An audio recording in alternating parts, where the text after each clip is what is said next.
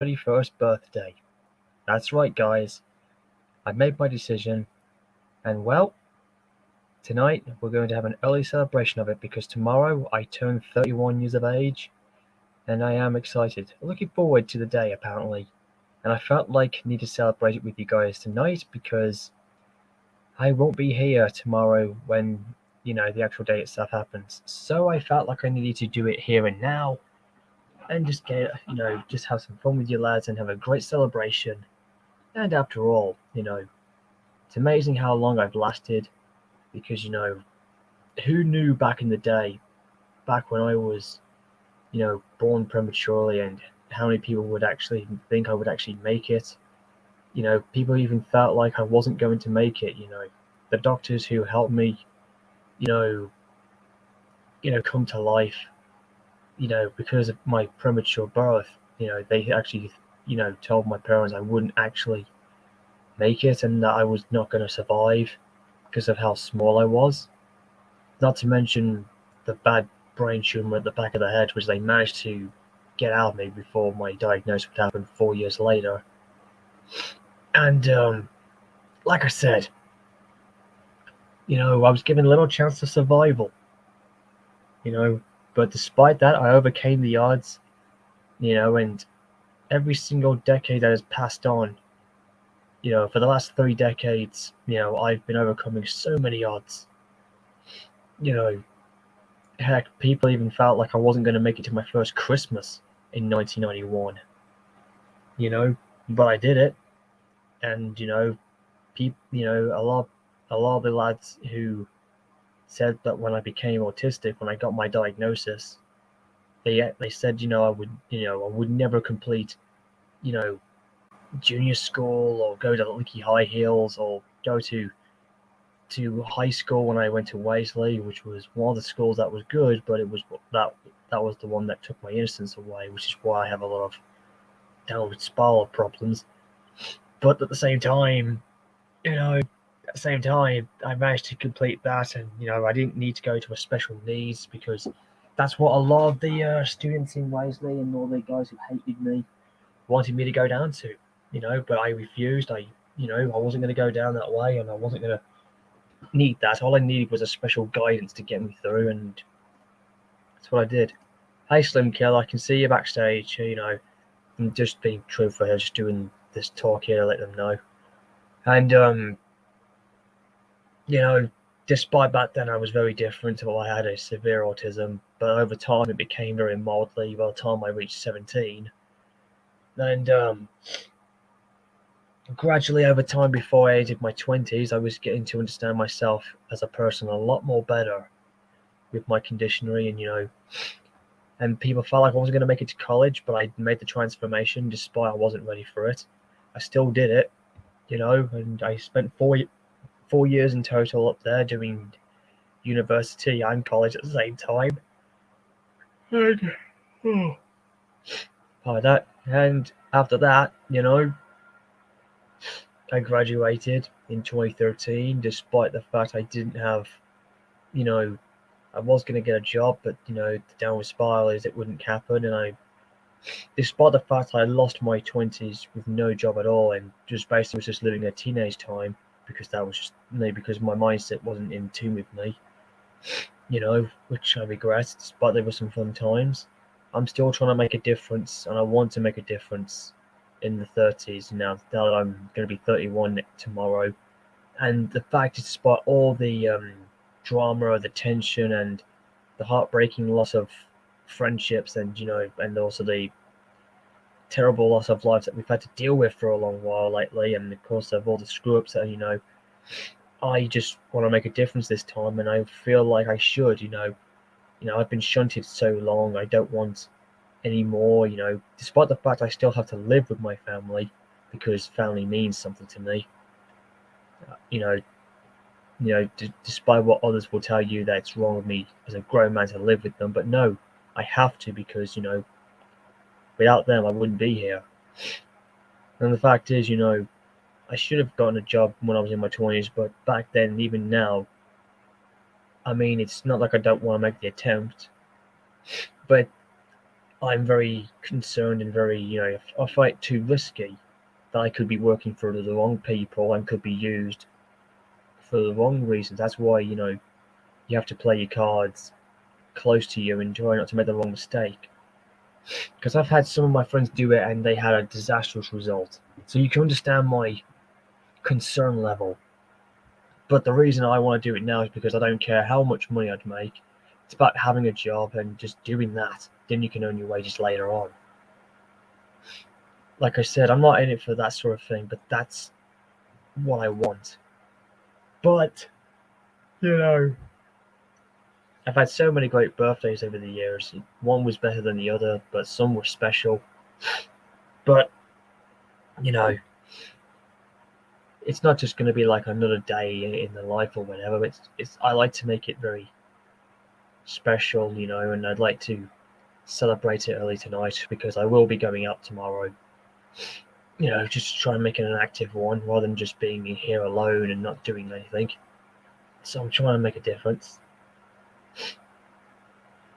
And regardless, because the way how life has been lately, it has been very, very, very difficult. But, like I did last year, I had to, I made the best of it. Yes, James 55, I'm there. If you can't hear me talking, why ask me in the private chat, am I there? When you can actually hear me talking. Ah!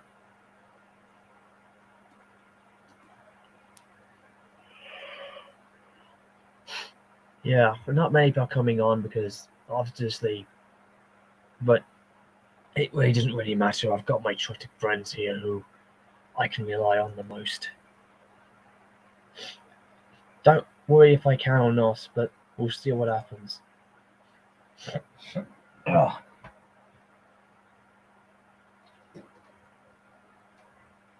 Anyways, we'll see how things go, and here we go. We'll see if I can get some people on here now. But like I said, I always look back on this day as something of a mixed blessing. But at the same time, it's the day I never wanted to be because of my premature birth. Because it wasn't a good start to my life. But I'm happy that I'm still here and I'm still breathing. I'm still alive, regardless of everything I've gone through. I'm still here.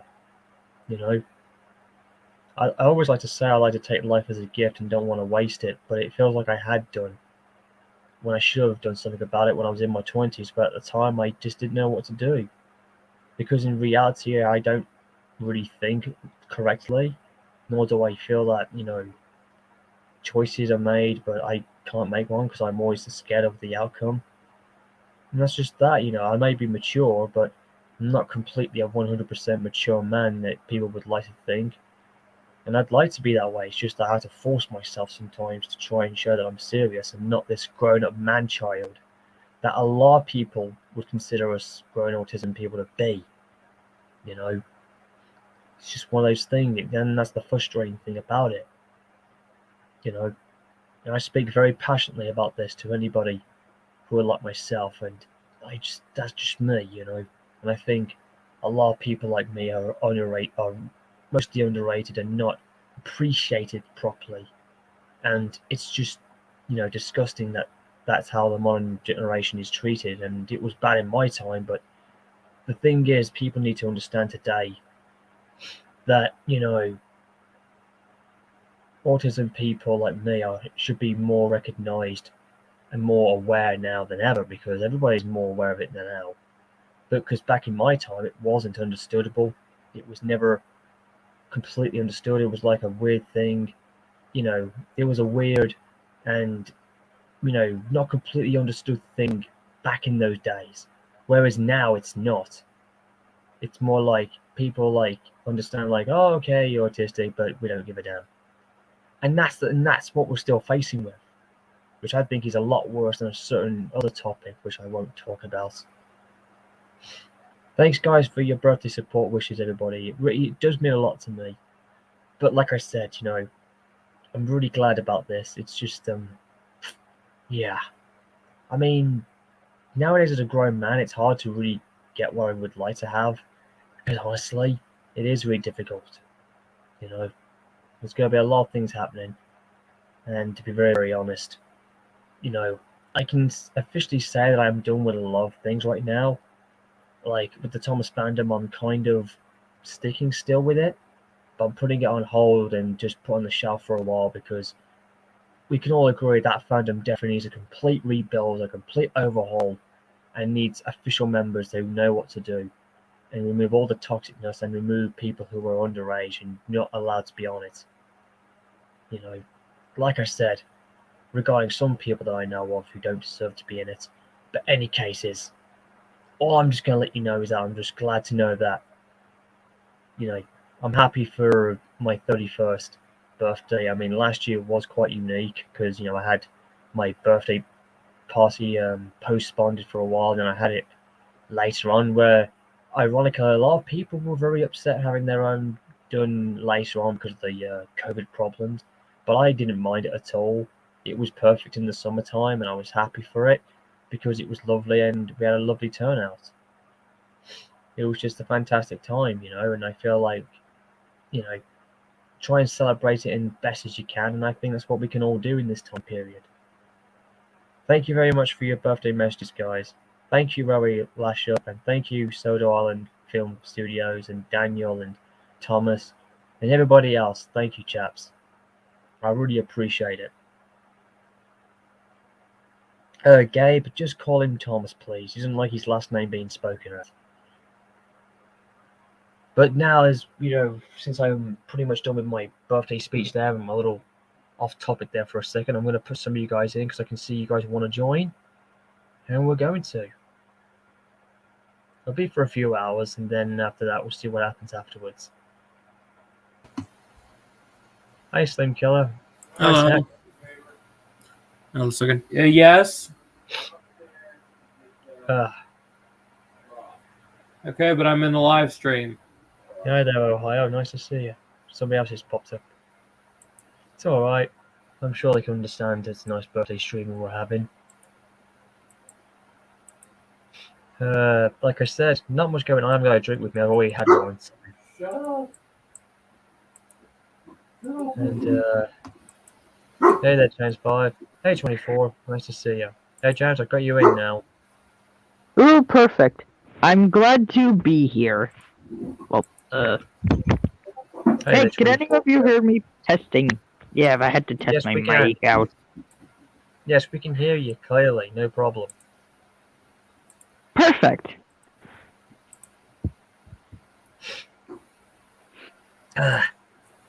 So yeah.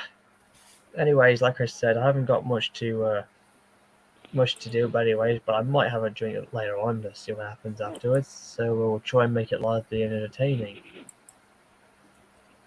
We can only fit 6 people in, Thomas. I'm sorry. It's not like I'm not some other people who can fit more than 10 guys in.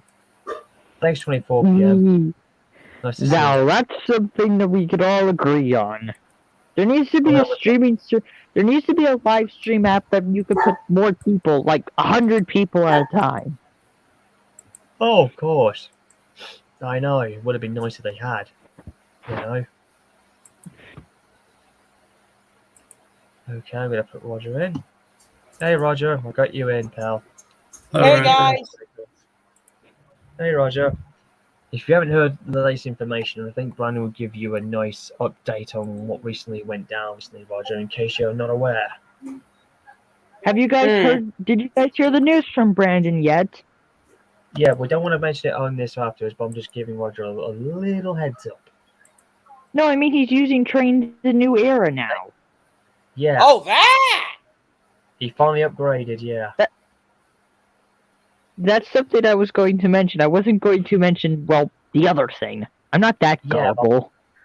I know, I'm just letting Roger know in case he hasn't. But anyways, putting that aside, it's good to see that he's finally upgraded up, and ironically enough, since it was Friday, even though it was on Saturday, I did watch the new Victor episode, and my bets were right. I had a funny feeling, you know, it was going to be based on the same episode and a little difference, and it was quite cool. I'm looking forward to seeing what the next episode is going to be. Oh, Glenn, and I did also mention that there was an engine going to be from a branch side who was going to get blackmailed from him. I didn't say who, though.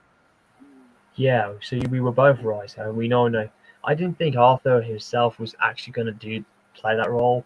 I thought they were going to do something different. I thought, I'm not going to lie, I really felt Peter was going to come back, although it's not confirmed yet. But I'm hoping near the end he might do. Like maybe at the end of the season. I'm actually now predicting that at the end of the season, the first two part of this new series he's done, I think Peter might show up in the last episode, whenever that's going to be called. That's just me now. That's just me throwing my premonition out. That would be interesting. Isn't it interesting that the episode went by the Tugs one? Thomas and Percy are played 10 Cents in Sunshine, and then Arthur is portrayed as Zebedee. That's interesting. Well, if you think about it, that's how, ever since the first season, apparently, Thomas and Percy are actually 10 Cents and Sunshine on the Rails. That's just how Victor is. What did you expect? It's just basically two series back, wrapped into one. That's what it is. That's just how Victor is. Easy. That really... Yeah, that kind of makes sense, but there's one thing that I had a theory about ever since I started joining this series. I have a feeling that Mr. Star and Mr. Zorro are Captain Star and Captain Zero. Oh, of course they are. What did you expect? It's easy. You can tell the reference. No, I mean, no, that's not what I mean. I mean, Mr. Star and Mr. Zero moved to Sodor after doing after their Tugs company went out of bust or something, and then they moved to Sodor, so Mr. Zero decided to change his name to Zorro. I know, that's what I mean. That's what I'm saying. It's obviously that's the same blokes. Any cases. Hey guys. Oh guys, I also realized something about Gordon. Remember that one episode that James says, "I'm not so fat as you"? Yeah. Yeah. Well, I learned something very interesting. James is right to call Gordon fat. You know how much Gordon weighs?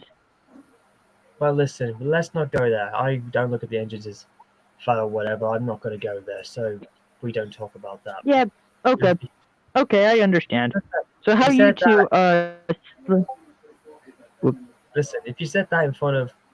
If that was said, to my OC, if my OC heard that, he wouldn't hesitate to do what I think he would do. Because nobody calls Gordon that at all. He's just Big Bills. Simple. Yeah. Well, that's one way to put it. So how are you guys doing, Roger and Slim Killa? Yep. Slim Killa. I'm good. I see that Roger's eating chips. Too bad you don't have fish to go with that. It's crisps, I think he's having, or whatever he's got there. Little disappointed that Johnny got busted actually doing a somewhat semi-noble goal. Or semi-noble thing. Yeah, he did. You know what I've also found intriguing in Victor's recently is that we've seen 2 losses in the works. We've seen, we saw Adam go out. Adam goes in his sleep after he takes the black water, the black water effect, and then we've seen what happens in an overhaul when when Randall apparently ended up dying in his overhaul, which, like a surgery thing. So we've seen how the effects on both sides can be. At least he didn't have, Randall didn't need a final firing. I mean, that's just too bad. I just can't deal with that. I'm hoping we don't get to see any more. I have a theory about the next episode, in my opinion. Well, we have to wait until we see a preview of what it's going to be called then, so we don't know yet. Well, we will get a preview on Monday. Yes, we will. Or Tuesday, whichever comes first. Well, it was Saturday this time. I think he got it there, so we might get a preview on Tuesday, maybe. I think, by the way this is going. Victor's series is actually becoming a great hit. I would probably say it's one of the greatest series on YouTube so far, in my opinion. Well, I think Victor's... The funny thing is, I feel like his last couple of episodes have been some of his weakest ones. There have been a few weak ones, I will admit, but I'm not going to be, you know, I mean, there are some ups and downs, and we all have our favourites and our least favourites. That never changes. But I'll admit there are a couple of weak ones that I will say. But recently, I kind of think he's going in a different direction where, you know, ever since the whole Stories of War, you know, the whole thing has been a bit darkened recently. And of course, you know, because of what's been going on. So I can tell what he's doing. It's no longer this kid-friendly thing that he's doing anymore. He's, like, matured it now. Sorry, let me turn down the TV. So what? Guys, I have a feeling that Rosie and Thomas are going to become a new thing unless we see something between Kate and Thomas that changes. We don't know yet. Anyways, Player's actually enjoying their relationship. I was going to make a video if they ever do decide to get married in a certain in future episodes, but that went down. That went downer than Gordon in a ditch. Yeah, that whole breakup, that was just out of character. To be honest, I'm thinking to myself, there are times, is it like, could Victor be basing some of his episodes in his real life as well? In a strange way, could that be could he be throwing some real life referencing in there in his own life? I don't know. Wait, did anyone see his latest Reddit railway video? Yes. I like to say that's actually interesting. But no, that prick in the first story that he did on that video, I'm kind of right. I think Victor's right. A know-it-all can't just like. I'm glad that guy told that tosser off. But, like, people do know a lot about things, even if they don't know it was built in 1951 or something. Yeah. Yeah, indeed.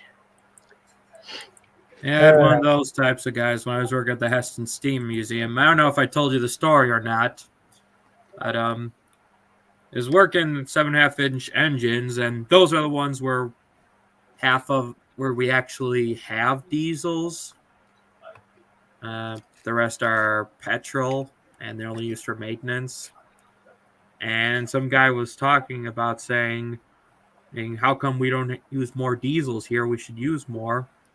And I didn't say it to him, but I was like, this is the Heston Steam Museum. If you want to go take a diesel, there's an Amtrak station not that far away. Well, that makes sense. In my opinion, I prefer steam over diesel. Yeah, even though so do most people, actually. Steam will always prevail as the best thing in railway transportation. That's, you know, it can never be decent. Spot the fact. Guys, there might be an income where more steam engines come back so far in the future. It's actually happening now in North Korea. Wait, steam engines are actually coming back and replacing diesels? Yeah. It is. Wow. Woo-hoo! Steam engines come back. They can't get diesel fuel anymore, and while 97% of the line is still going to be electric, they've actually started withdrawing the diesels and replacing them with steam engines. And these steam engines aren't just, tourist trains. They're working in actual industries. So basically, I guess you could say Thomas was right in that one TCC episode. The age of steam will never be over. There's also one, basically, to put it simply, Slim Killer, they're actually industrial, modern steam engines. Does that mean Britain might do the same with its diesels? I know, there are a few steam engines that still run Britain, but I'd like to see more steam engines roam around. Well, technically, they built the rails in Britain, so they deserve to come back, but PR decided to give them the boot. Yeah. Just be thankful there are people out there that are willing to preserve them. Yeah, and there are places like Strasbourg. Good old Pennsylvania. Strasbourg's the only railroad that goes backwards, then it does going forward. Yeah. Hey, I live near that railroad. I like it too. As it is nicknamed, it is actually the the road to paradise, as it's nicknamed. Yes, that is true, Glenn. You know what I'd like to see? I want to go to Britain and actually see a British version of Day Out with Thomas for on my bucket list. Well, they can't do that very often because the rights to the name and everything else. It happened before, and it's not always going to be a good day out. I mean, it can work for celebrating, but there have Yeah. been times where we can't afford it, and not to mention, yeah, there can be some severe consequences that could happen. But at the same time, remember back in the days in the 90s and all that stuff, it was magical. Nowadays, it's just neat. It's like hard to do so because of the rights that are changed with the name of it as well. But we still have engines who still portray as Thomas, but it's just a shame we don't get to see it happen much in our country like we used to when I was growing up. Do you know who I want to see come out and pull an actual train one day? Stepney. Right. Yeah. He's still there, Yeah, but he's on static display. Yeah, they have to replace his frames because it's cracked. In my opinion, if the butterfly effect didn't exist, I would go back in time and tell them to build a frame and have it on a flatbed coupled up behind Stepney. So if this incident does happen, they could just replace it. Again, yeah, that could be possible, but then again, it would take a lot of money to do it, especially if you think Why don't of it just small. make more sense instead with the time machine just to shoot Dr. Beeching? Well, That's look at something that. I'm planning to do. Get a gun, build a time machine, and go kill Dr. Beeching. So derealization never exists. Some of the stuff that he had tried to do hadn't worked because some of the abandoned railways that were left out have become permanent homes now for our surviving engines. So in a way, his plan kind of backfired, and in a way, we're trying to find some more abandoned stuff that we've known that some of Beeching's modernization plans of today haven't worked. So in a way, his modernization plan didn't work out. It kind of backfired. And we're kind Hey, of if I was Dr. Beeching, like if I built a time machine and go back to Britain and I was chairman of the railway board, I would make serious cuts that steam engines stay on and just build diesel so they can work in harmony, no matter if well, times are changing. yeah. Yeah, But I mean, I do believe the technologies can coexist. I yeah, agree. I mean, look at what happened in America. Despite steam and diesel did do the exchange, they moved to the job.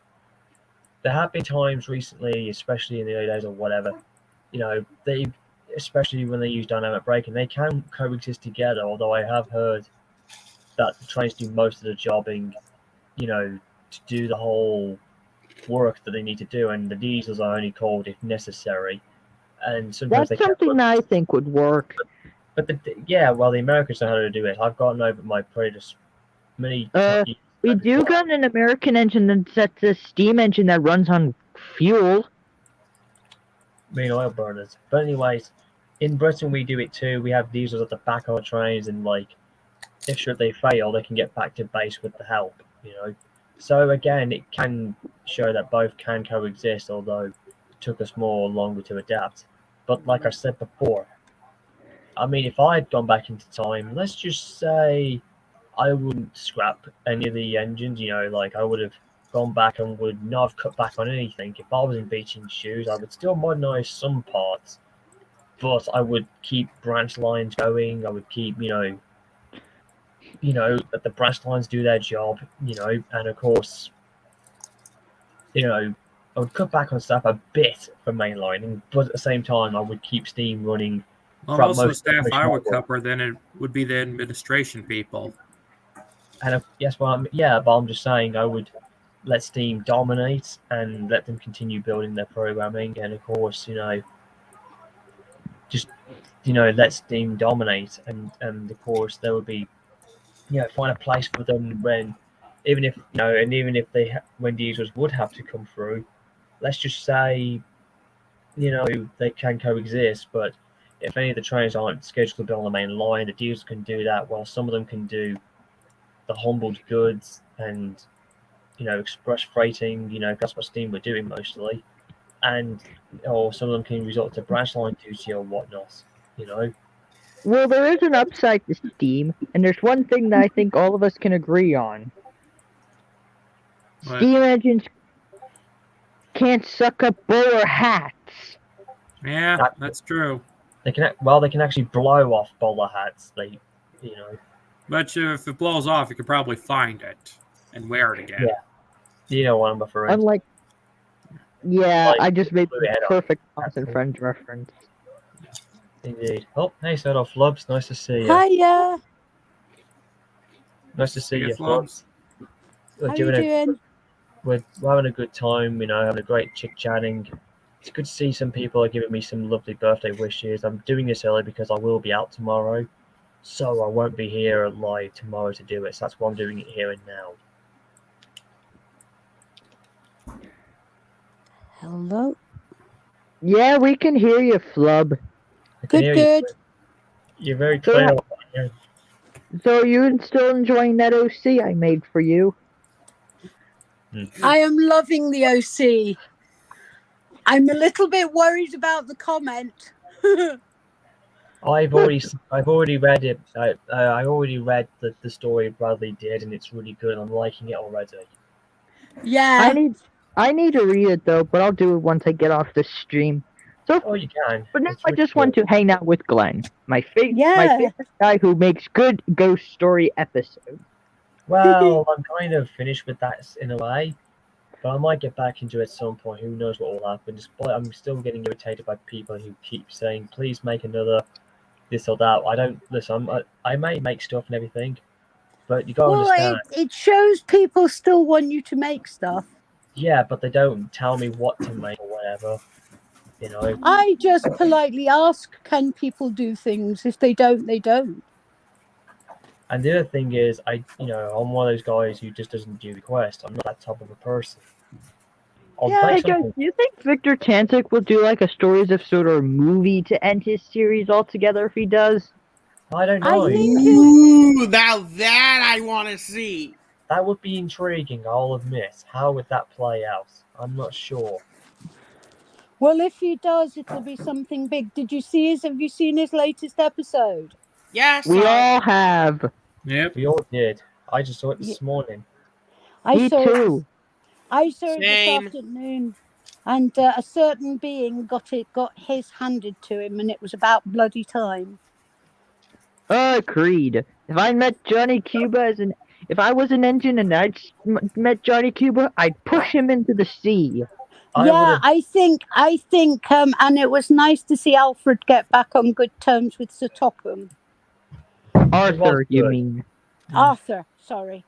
By the way, guys, I got another bloke here. Oh, hang on a minute, guys. It's an old friend of mine. Alfred's Hey, dead. Arthur. Guys, I'll be right back. I have to, for some reason my screen froze and like the time thing says 1921, so I'm just gonna leave and then Yes, rejoin. sure, So, it did. Okay. so do you mind if you add me back in once I get back, Glenn? It's fine, don't worry.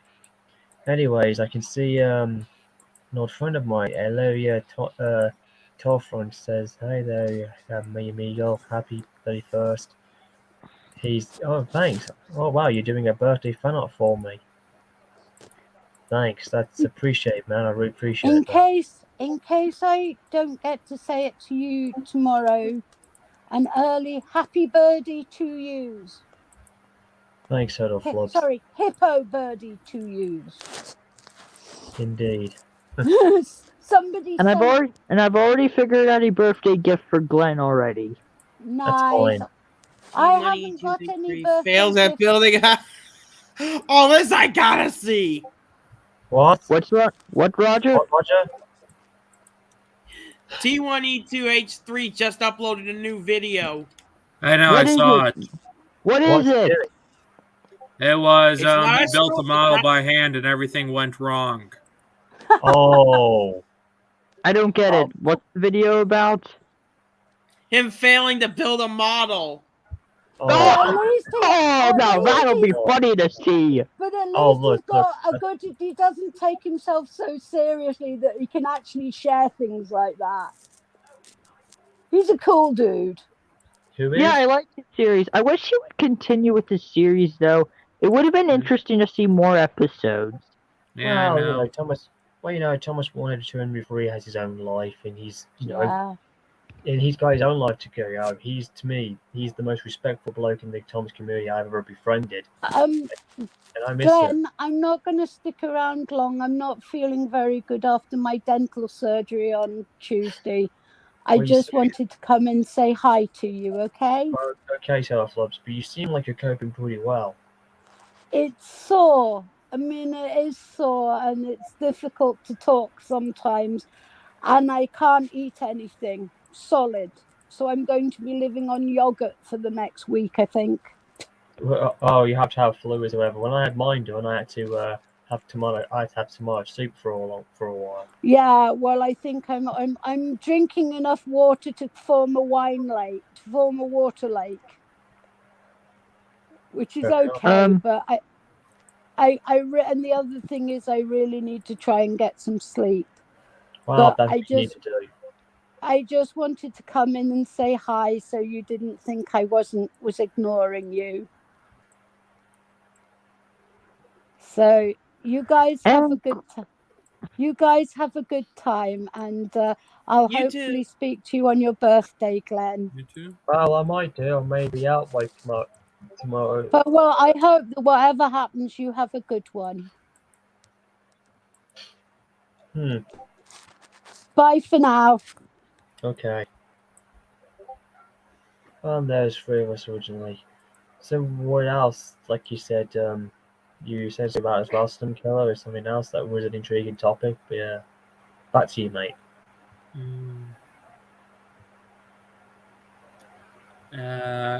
As I told you, I entered Elsbridge Station 3D's route making competition. Nice. What made you want to do that? I don't know. I decided, okay, you know what? Why not? And then, I remembered about a railroad that actually used to run a block away from my old house. Intriguing. Oh yeah, I did read that when you sent me the link. It was really cool. Yeah.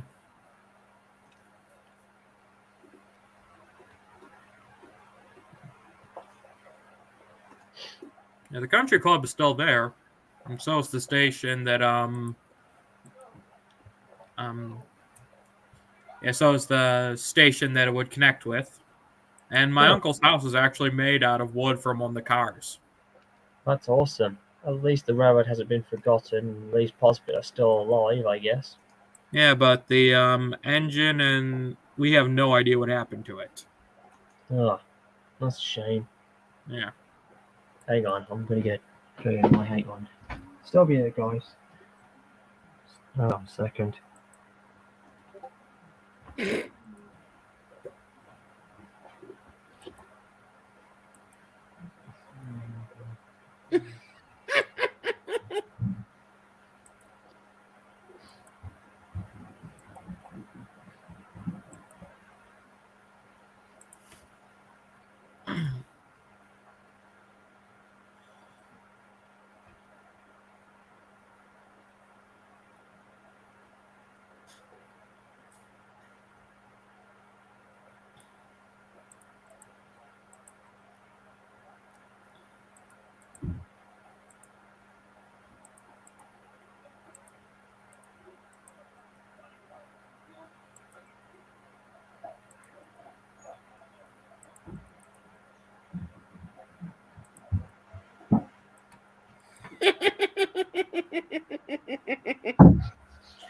Oh god, T1E2H3 is so funny.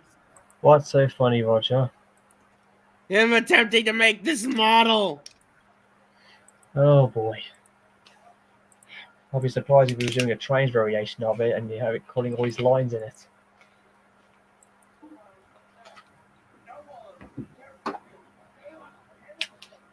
I decided to have a little drink to celebrate anyway, so here's to you lads.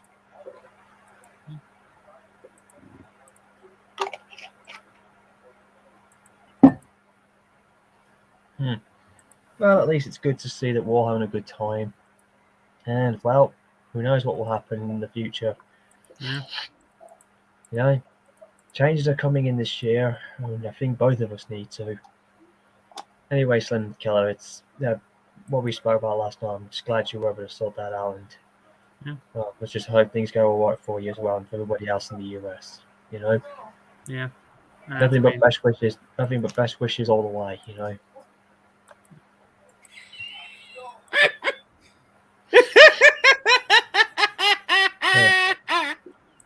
Wow, someone's got a big stream going on here. Oh bloody hell! It's a bunch of them. Sorry. I'm sorry. Oh, It's just, I know. it's so funny.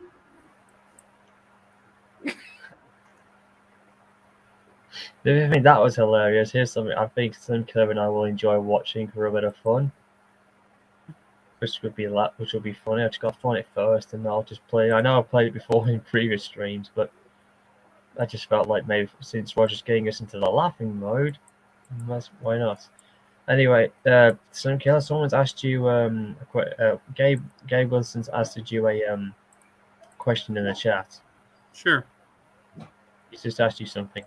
It was a 30-inch Forney 044 tank engine, and if you know American engines, Buddy, that's a no. pretty rare design. Hang on a second. Actually, I'll pull up a picture. All right. Buddy, it wasn't the mailman. All right.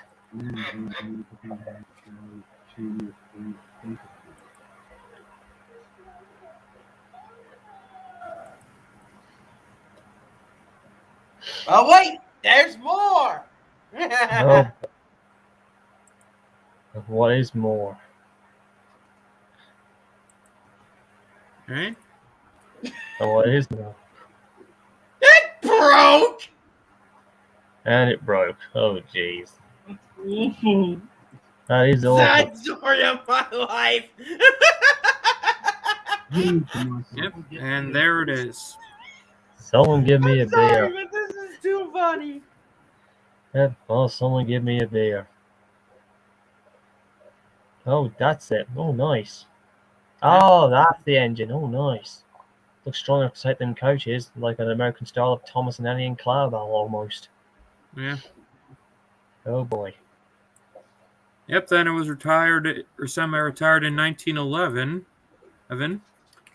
and replaced with a they took Buddy, first come a here. bus, put some rail wheels on that, tried to use that for a while. Nice. Well, that was disaster. That was. Then they bought a streetcar, tried to use that, and that was yeah, and eventually in 1929 they just said enough is enough, ripped up the line and called it a day. Well, if you know, 1929 was the year of the Great Depression. They all started. Yeah, but the guys in this club, they're all the millionaires and billionaires. Ah, I see. Yeah, it's a golf club for them to go from the city to the club. Yeah. How cool would it be? Yeah. You know, I hate to say it, I think K&L would make a pretty good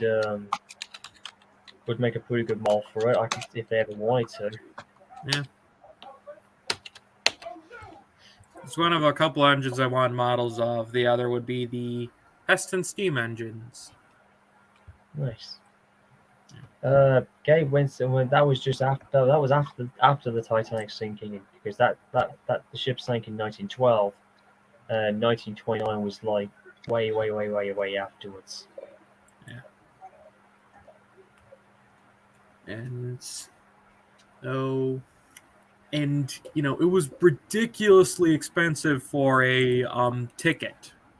In 1892, it cost 25 cents for a 5-minute train ride. Oof. Ridiculous, I know. Yeah, so all the servants had to walk a couple miles to work. Well, again, walking a couple of miles there and back, it can't be too bad, because, you know, good exercising. I've walked a couple of miles there and back before, and it's really This cool. is before labor laws. They were working 16-hour days. Nah. Well, as you know, you know, I don't look, for politicking, I'm not a favourite of Labour. No one should stoop to that level. Yeah. But then again, if you want to work on a robot, I guess labouring is one thing, I guess, maybe.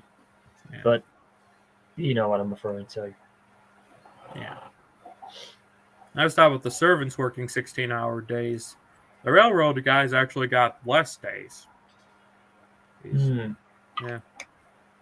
I'm sure they had to make 14 trips a day, but that's not that bad. No, it isn't that bad either.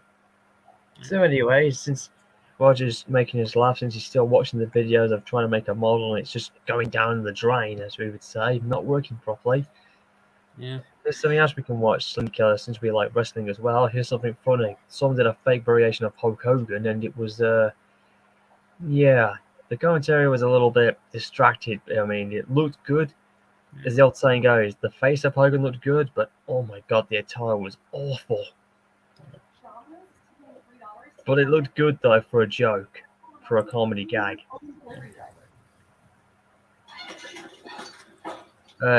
Gabe, let's just say my favorite American steam engine is obvious, the Daylight. You know, 4449, the GS4 class, Southern Pacific, with 611 being my second, although I like to have it share the number one spot with 4449 because of obvious reasons. Anyways, here's what we've got instead. Here's something cool we can watch, just for a bit of a funny laugh, if you guys can see it. Here we are. It's a fantasy thing that my mates did, although I wasn't there at the time. Probably would have lasted though. Anyways, there's a fake Hulk Hogan for you, man. Oh, wow. Yeah, I know I've got vision problems, but Jesus Christ. Oh! That's a young Shawn Michaels in the game. Anyway, Hulk Hogan hulking up early. He's definitely got that power game. You notice he I hasn't don't got care the- what words he said, he's still one of the greatest wrestlers of all time. Oh yeah, the greatest, maybe the greatest, the biggest star of the entire wrestling generation, but he's up there with some of the best. But if you want to talk gimmick-wise, that has to go to The Undertaker. Yeah. Absolutely. Ash looks fantastic down there, by the way. Yeah, he doesn't Give go it down. Yeah, I've even met Kevin Nash, a wonderful person. I even had a tweet response to Hulk Hogan at one time. Bless him. And X-Pac as well appears to look fantastic. As long as he doesn't turn around. So long as he doesn't turn around. Oh, Why has Hogan got Ryback's belt? I don't know. Why has he got AJ? yeah, you've noticed. He hasn't got the words Hollywood written on his gear. He's got the words ADA and he's got a Ryback bat on him. ADA. What does ADA stand for? He has attention deficit something. Attention deficit disorder. Association. He's fighting for the charities. Fighting with the charities. I thought for a second I thought the word ADA was something else. It apparently would be more, related to autism or Asperger's. That's what I thought it was. Not for the Attention Deficit Association. And apparently on the left side it says he's got the name Ross written on him. I thought his name is Ross. Where you going, birthday kitty? I promise you. Let me come back. Oh, Hogan throwing him in the corner. I told you, step off, he's on suplex. I told you, Horace Hogan. That is not Horace Hulk Hogan. He was never on them steroids. Shades of superstar Billy Yeah, Graham. he's just a pure American hero. Yes, he is. And he still is. Hogan looks like he just got molested by a spray bottle of tan. Yeah, this is not a comment on you, Jacob. This is whoever made this call of Hogan. I mean, the face is good, but oh my god, the entire. Well, the face is not good either, to be honest. I can see the face and the body are pretty good, but the hair and the attire is awful. It is. Oh, God, yeah. It's like he lost his gear. That someone made up for him. Trying to outmatch power here, but I just don't think he can do it. I also think the Hogan's too tall, I think. Hogan's too tall. Ross really nice ties. I don't give a shit. He wouldn't make Michaels look that small, I don't think. Don't you understand? He's fighting for Jim Ross. Oh, I Right, see. okay. He's fighting for Jim Ross. ADA is the Charity. for Jim Ross's Bell's palsy. Oh, okay. He's trying to get his job back in the World Wrestling Federation, I guess. Yeah. Yes. Maybe that's why he got Ross really nice tights. Like I know Hogan's hair and that isn't on the game, but there's so many better calls on the Please thing. tell me that does not say big slut on the back. No, it says the big guy. Oh, thank God. It says big guy on the back. Okay. I swear to Oh, God. that 4th wall has crumbled down, lads.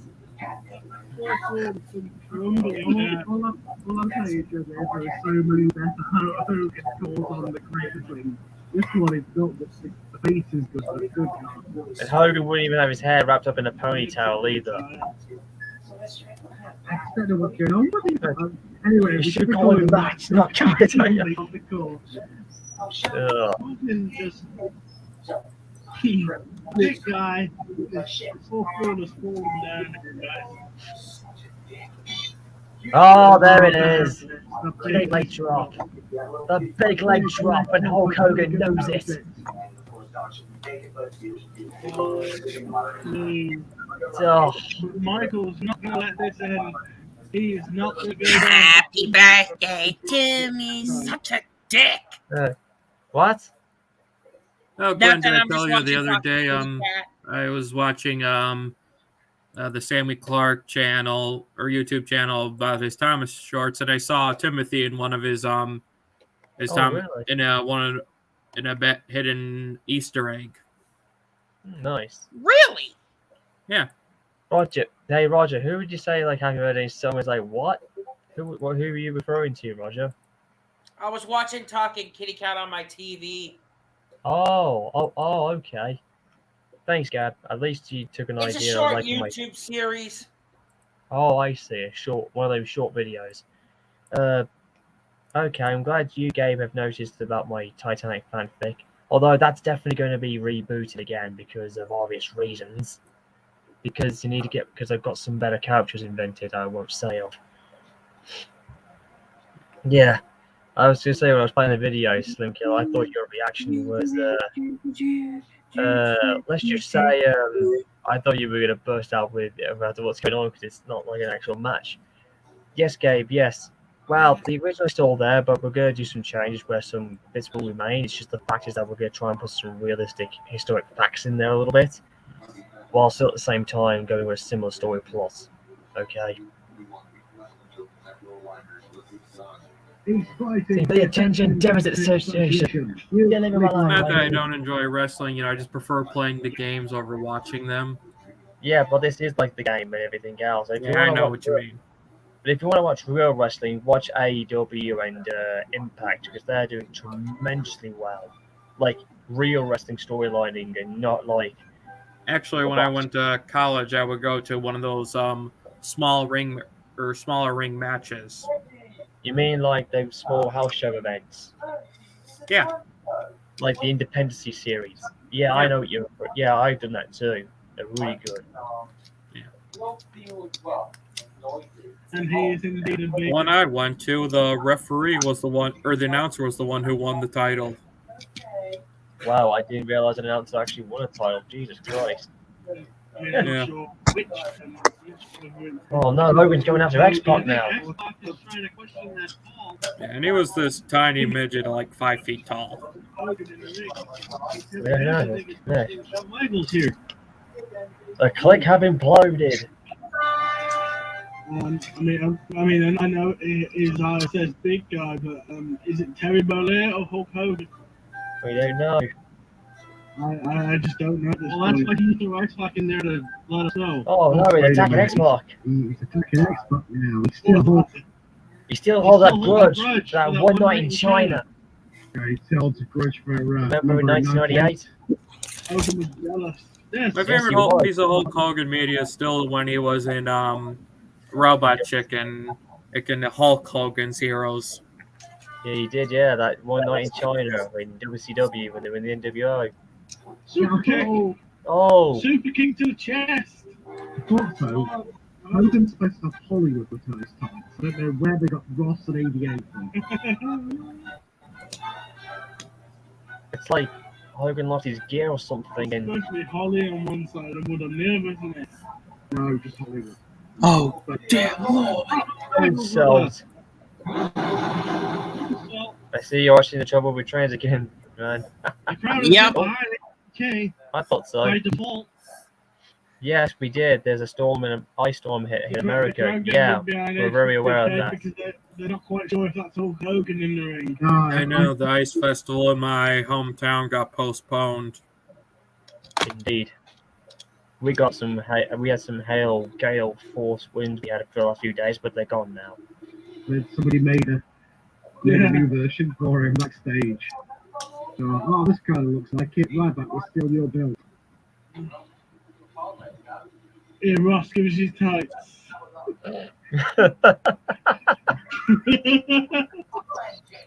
Before Michael Hayes' hair, and we're good to go. Then where's? Oh shit! Release the problems. Then where's Hulk Hogan? Oh Jesus! What you gonna do, brother? Oh man. Surrender. There's no beating the Hulk. Hogan back. Well, he's hoping. Well, he's hoping he's not turning into the Hulk. Otherwise, he would have been known as the Green Hulkamania. Down on the outside. And then again, he didn't buy it from the Marvel Michael's thing, not and going to have anything. of course, Hogan being Taking Irish. any of this shit from a man with 88 in this time. Well, it's by the fact that Hogan, Hogan's character was built to represent the Irish Americans, which I didn't know existed. That's really cool. And there's one! And Shark Hayes by Cal. Okay.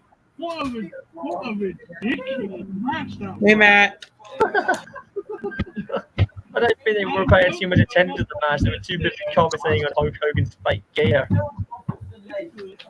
And he lost to a fist to the face. He just laid down and got carried out. Oh, jeez. Yeah, but you mind if I share my screen for a minute? I gave it to you last night. Where Okay. was I? You were in your room, I think. Right? Screen. I don't remember. Oh, I know where I put it. I got Yeah, it. with this moron. Oh, thank God we didn't lose all the cards. Oh boy. Just kidding. Ah, silly. Thomas's siblings are lucky. They get to live in heaven while we suffer down here with this moron. Hey-o, am I right? Okay, what's this? What? Come on, that was hilarious. Right? About that, Jordan. Thomas always gets sensitive whenever someone picks up siblings. You recognize who was in the background? Alright, let it out. It was a roasting Thomas thing. I don't know if you saw Timothy or not in the background. I saw him. Yeah, I could see him. Whoa, man. Shoot. Looks like Roger's dog's very, very happy backstage. He seems to be very, very excited. The bank. I was going to tell you that we need to go to the store For what? I remember that episode very, very well. tomorrow. Before Yes, I spent a long time since. work. What do you need? Deodorant. I should probably just get toothpaste and probably a new toothbrush. Well, Soda Island won't like that. No, they will not. Moving right along. I don't Yes. think so. Way Way too too big. big. Or small. Absolutely not. I just know these lines ever since I first watched it back in 2008. It's so well remembered. Yeah. Oh lordy lord. Just want to see what else to find.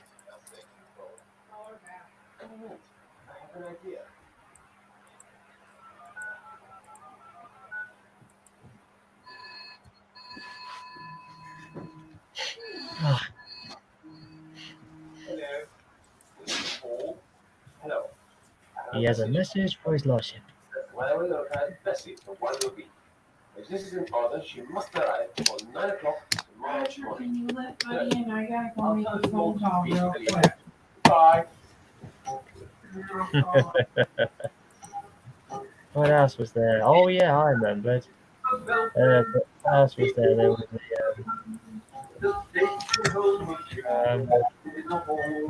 hang on. A constant battle must be fought. Fend off all decay. Only made to meet the cost.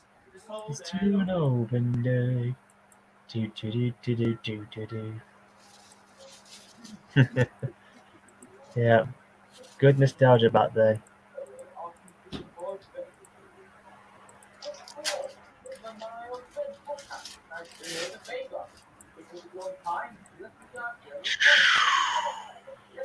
Oh,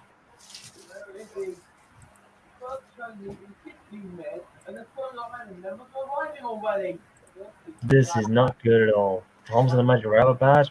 I'm that level. I just know the lines all too well. Otherwise, didn't kill anything else, like in particular, like anything else, like yeah, you could share with us just while we celebrate. Sure. Hold on a second. Like, you know, what we can talk about while we're celebrating 31 years. I can't take it anymore. It's giving no train. And no train means no money. And no money means no job. And no job means no pay. And no pay means no coke. Carlos, what was real? Neither actually. I gotta go let the dog in. Don't let the dog out. Ooh, let the dog out. Yep, don't let him out. Ooh, let the dog out. Have you seen both of Thomas Fans 101's videos? Oh yes, I remember it. Yeah. I remember it. Ooh, let the dog out. Ooh. Trivia one, though I have to be honest, the fight between the other two was funnier. And I'm about to say something controversial. Victor Tanzig is not my favorite Gordon. Really? No, I'm going to be very, very honest. I think Victor Tanzig's Gordon is quite hilarious, although I just like to keep my opinion about it to my own self. I mean, there's been so many great Gordons, but with Gordon, I think Victor Tanzig's Gordon can just stay as it is. We don't have to criticize it. We can just like it or not, or it doesn't have to. What I was saying was he wouldn't be my first choice to voice Gordon. Ah, I see. But I'm talking about his personality. Was I'm referring to. Yeah, I'm not talking about that. Yeah. Oh, I get you. Yeah. Who would you think would be best to voice than Killer? And what would your opinion be? My favorite voice actor for Gordon still has to be Thomas 1 Edward 2 Henry 3. It's basically as he said when he first met the fucking show, but like, oh my goodness, we got the same voice. So basically, they're the same voice blokes. Yeah. It'll be the two of them. He's also really good at Daisy. Oh, good lord. Look, don't get me started on him voicing females, just like Victor Tanzig is and others. Look.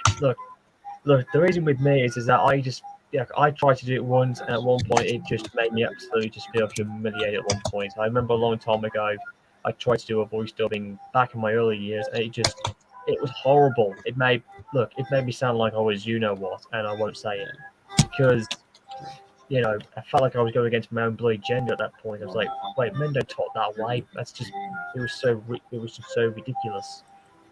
Yeah. Sean can actually do is a man, but he can be a very convincing woman. I know, for a joke laughing, yes, I get it. But when he actually hired actual actors for his specialties, then it really was really good. Like when he did Magical Yoshi, and he got Butterfly Coffee is still probably the best female voice actor in the series or in the fandom at this point. Butterfly Coffee. He voices Emily a couple times. Voiced Lady. Yeah. Stacey Jones and You remember the Carson Christmas video where they went to Shining Time? Yeah, she voiced both Stacey Jones and Lady. Nice. Hey, by the way, Roger, the sun's absolutely blasted in your face. You might want to get your shades on. What? The sun, it's literally in your face. You need to put your shades on if you're not going to get blind. It's just coming through the window. I know, but it looks bloody strong. Due to my eye sensitivity, I'd be blinded if I was. Actually, most of the videos she does on her channel are about the Caldy Fell Railway. Yeah. Yeah, I Not probably for look Thomas just... videos, I mean. She has her own series. Indeed. Speaking of which, since we're having a great time, speaking of which, it won't be just my birthday this February. Flying Scotsman will also be having one too, because on the 24th of February, it'll be 99 years of age. Yep, he's an old man. Man with oversized muscles? Not really. Yes. Listen, Scotsman may be old, but he feels like a young engine again, ever since he got his rebuild.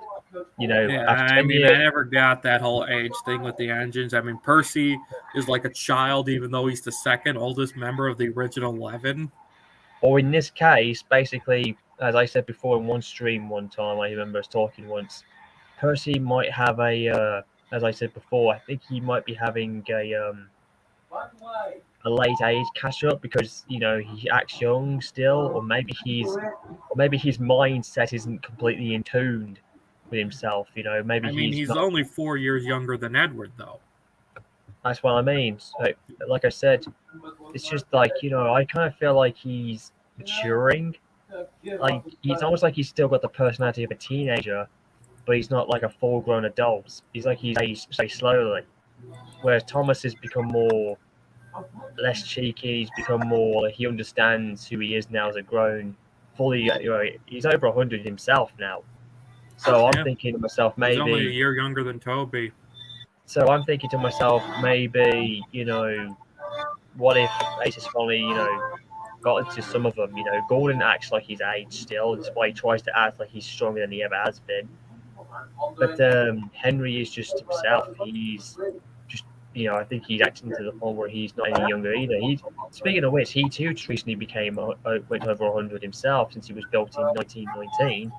So he's now like 103 years old now. Yeah, I mean, then again, look at Whiff. He's almost as old as Scarlowy. Indeed, and he's still going. I mean, look at Emily. And look at Emily. She was built in the 1894. Yeah. Hey, basically the same. Basically, born the same year my Titanic OC was born, ironically enough. And as for James, we'll never know how he's on. I think he's matured, but then again, he's not the boastful red engine we used to kind of. Well, I'll be very honest with you guys. It was funny when It's funny how he would act away, but sometimes when he was being boastful and arrogant, it kind of made me dislike him. Want to say hi to my friend? Yeah, let's be honest, he's just an asshole. He is, but then again, his classic form will always be likable. But when he was happy and doing the right thing and everything, he was good, but his boasting and arrogance was kind of a bit irritable. Oh, and it looks like Roger's cat decided to get a full shot this time, and he's very happy. I thought for a second he was going to walk up and take the whole screen in like he did the last time I saw him. Good to see. And again, like I said, whenever Roger comes on my streams or whenever we see him, his cats have always got something to say about it. Who else? Oh yeah. Speaking of Flying Scotsman, I think he'll always act like he is anyway, but he or she, it doesn't really matter. Maybe Scotsman's the only one who can have a mixed gender, who knows? Like he has the ability to be a female, then he goes back to being a male, regardless of how it's, you know what I mean? Yeah. Truthfully, I think that if they're ever going to gender swap any of the engines, though, I think Percy would probably be the best candidate.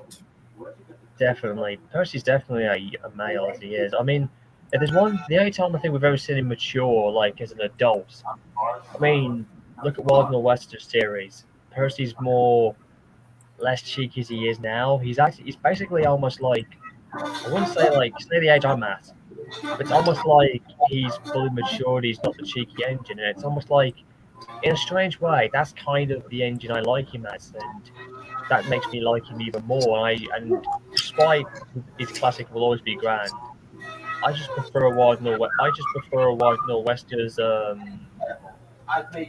Percy, because his personality is spot on. It's basically the maturing of how the engines have been since.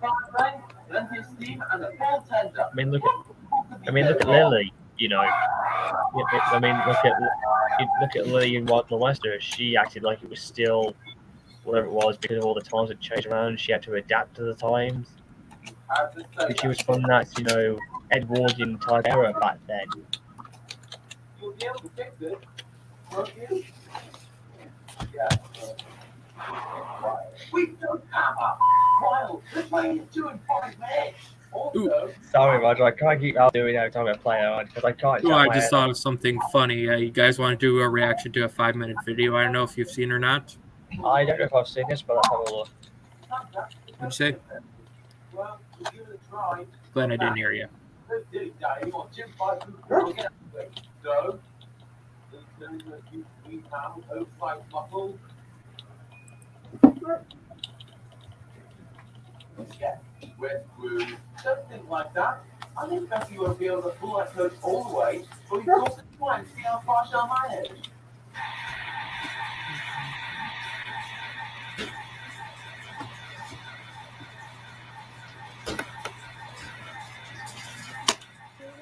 Let's see what we got then. Sorry. Yeah. Because if you want to, it's a very hilarious one. You can do it.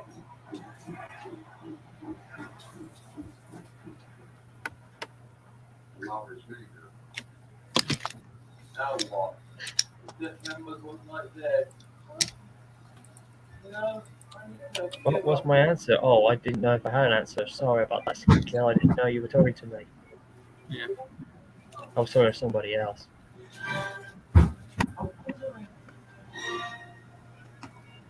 Let's see what we got then. Oh, shit. Rusty and the Fat Gun Boulder. Oh, Have shit. you guys seen it? Oh, shit, not that again, Slim I haven't Killer, seen it in a please. while. Oh, shit, not that again. So that's a no then? That made me choke. Do it. No, that made me. Listen, I'm not gonna lie. When I watched it the first time, I nearly choked the last time with so much laughter. I'm not kidding you. So, yes or no? Just Yes. Look, just for this one time, just do it. Okay. Even Thanks, Roger's Glenn. dog. Even Roger's dog. Fat man. Oh shit! How the fuck did I get up here? He had still run for about 4 minutes, but one day, workmen came to build a quarry on the land below. Rusty, Little Diesel, met Thomas and Percy at the yards. Where's all this talk coming from? Asked Percy. The new quarry, I'll answered admit the Rusty. 3D models in that. Good for many things. For no engagement. Up there. Why is that? Asked Thomas. Because of a big fat man. I think he's watching me. What? How can that be? That sounds more like a YouTube clip there. His own toes, let alone you! Well, there's something strange about this one, Percy. Just then, Edward arrived carrying a new piece of machinery for the quarry. What's that? Asked Rusty. It's called Humper. Apparently he helps collect the cock faster, he replied. Soon Humper was working hard, collecting lots of cock. The workmen were pleased, but no one bothered to check. We're gonna call him Rocky. Checks on me. Slowly, I was slowly. I have nobody for my own. How the heck is he talking if he's got no head? I think I lost you. I don't know. When it rained, the workmen went away. Rusty gazed up and shivered. Above stood Topham. Suddenly, A large Oh, there's top Cat. flew into the rails. Rusty was shocked. His driver was concerned. The rain must have loosened some of this caulk. It's best we leave and come back when the weather's better. I think it's Topham wanting us to go away. I thought he was going to say the rain that loosened some of his shit. Oh, bother. Now people can see my bald spot. The next day, the sun shone. Working with Hey! was working harder than ever. When suddenly, Topham was moving. Don't wait, Daff, said his driver. It can't. But he could. Oh!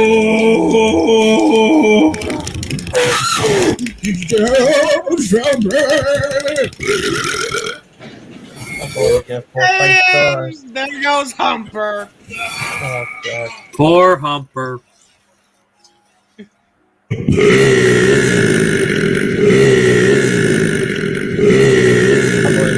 thought he was going to pull face first and just go boom. He's rolling along our line. Go. Oh, he keeps running over his head. Bother!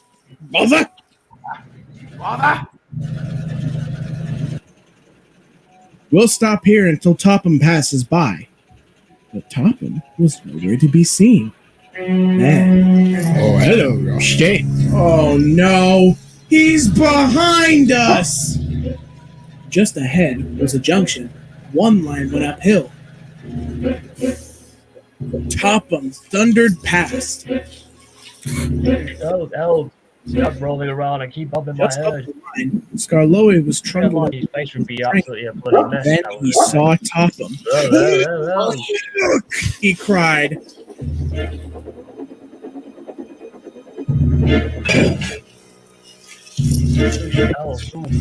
Ow. And now he's got splinters in his head. On the yards! Yes! But how? Just ahead on the line was Rheneas. He's running loose! Cried his driver. How does that count as running? Barked Rheneas. His driver drove him back as quickly as he could. Hurry! Go, Rheneas, go. Oh, yeah.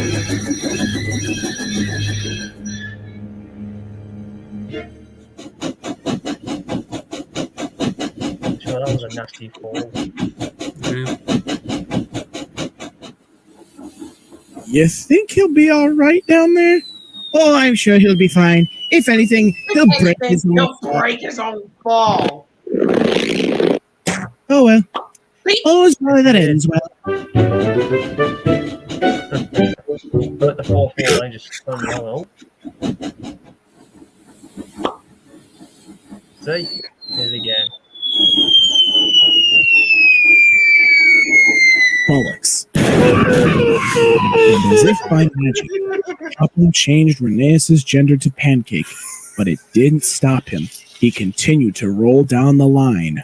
I'm assuming Percy Rheneas was is waiting still in in his the fat yards folds. when suddenly he heard Topham. He's on his McDonald's run! Ooh, a drive-thru. I wonder if they have the OJ breakfast. So far, Percy really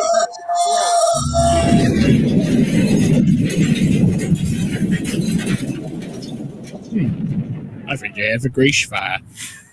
Lady Hat came to inspect the damage. She decided to close the quarry. Then she looked at Topham.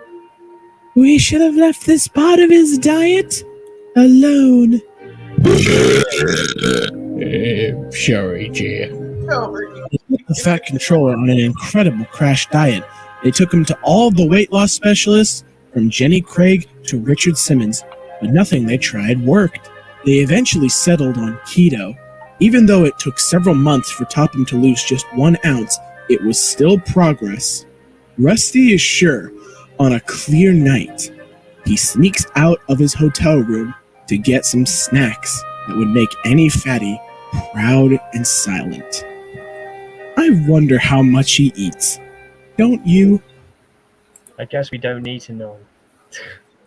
Yeah, that was even funnier than the time the twins mistook Mavis for a vampire. Oh god. Speaking of which, I've got something here coming up now. This will be quite nice. Get this correct. Let me just get you up prepared.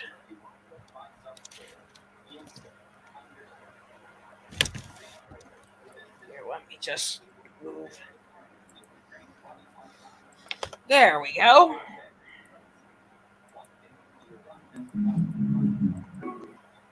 There we go. Now time for some real cool stuff. What to do? What's it all about, anyway? That's quite a story, and it began 40 years ago, when the British Empire exhibition at Wembley saw the start of a proud career which nearly came That's stuff of Florence Scotsman's London North Eastern Railway design draft sheets. I've got a copy of that when I went on the internet in 2004. Lucky. Yeah, these are original replicas. An untimely end in 1963, when this fine locomotive was retired from the service of its admiring public and passed into private, and the idea of a mainline express locomotive being bought privately to be run on British railways was one that caught the public imagination in a big way. From King's Cross on the 14th of January 1963, she hauled an advertised passenger train under British Railways ownership for the last time. This, of course, was the station from which Flying Scotsman had left for the north so many times in the course of her 2 million miles of revenue-earning service. That's how many miles Flying Scotsman covered before finally going into an active retirement. Yeah, covering more than 2 million miles in our country.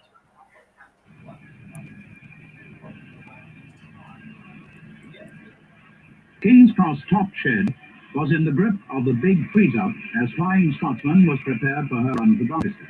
But, in spite of the Arctic weather, several important people came to make sure that on such a historic occasion, her toilet was not skimmed. TV, newsreel, and press cameras were also there in force, including a number from the USA and Canada. Again and again, Alan Pegler, in his footplate finery, retold the story of how he came to save the lady of his dreams from a fate worse than death, ignominious dismissal to the scrap heap. Flying Scotsman had been groomed here many times before, on such celebrated occasions as the inauguration of the non-stop run of the Flying Scotsman train between London and Edinburgh in 1928, and the high-speed test run to Leeds back in 1934, when she became the first steam locomotive officially to record a speed of 100 miles per hour. I still say NYC 999 was the first to do so. Indeed. Well, I was actually what he meant was yeah, I know what he meant. The first official, and the guy said he didn't go that fast. But let's be honest, he was probably lying to save his job. Who knows? But then again, it was officially recorded in 1934 when Flying Scotsman did become the first one to actually break through the 100-mile barrier. Maybe in Britain, officially. I mean, we spoke about this in my high-speed engine stream thing about all the claims between who did it first, but Scotsman was the first one to officially have it done. Maybe to have it done in Britain, maybe, but we don't know who the first engine in America hit 100 miles an hour. I'm not too sure, but then again, who knows? The Museum of Science and Industry says it's NYC 999, and I'm going to trust the museum people on this. It's funny that people don't even, back then we didn't have any recorded technology back in them days, unless it would have been proven. Yeah. If anybody can find information in reality, then we can have the official word about it. The run to Leeds in a few seconds under 2 hours 32 minutes, a time that has never since been better. Yeah, it turns out that apparently that was one of Scotsman's records that still remained unbeaten. Still to this day. And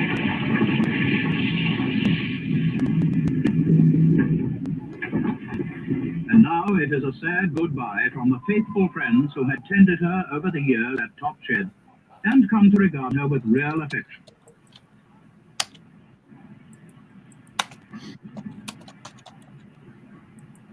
Meanwhile, Flying Scotsman is eagerly awaited at King's Cross Station. But the station in London is Euston. Oh god. Well, as we know now, it's St. Patrick's now. St. Patrick's, but at the time, this was the main station for the LNER, King's Cross, and it's still here to this very day. Still, it still looks pretty much the same as it was, despite how things have changed now. And so to the platform, to couple on to the 1:15 p.m. Leeds Express. And Oh, to which be greeted platform? by- 9 3/4. Pardon? I said which platform? 9 3/4. Harry Potter! Oh god. Tim the Tank Engine, to answer your question, it was never proven, and he did so going downhill. Well, Flying Scotsman did go over the bank, and he did it afterwards. It's very similar to what happened to. It's the same thing happened with Mallard when he had his record done. He went down, down wherever it was, the Great Bank, and shot past through and got the momentum rolling. And technically, NYC 999 even supposedly did that even before City of Truro supposedly did that. Who knows? Maybe in theory, I'm thinking maybe the Americans wanted to keep it under wraps so the world wouldn't get to know, or they would, because back then the press would have been brutal if they found out. Who knows? Maybe we Brits back then would have been a little cuckoo-eyed to think. Yeah. But then again, that was crazy technology back then. It's just a shame they didn't have official recorders, unless they were using stopwatching and counting or whatever they were doing.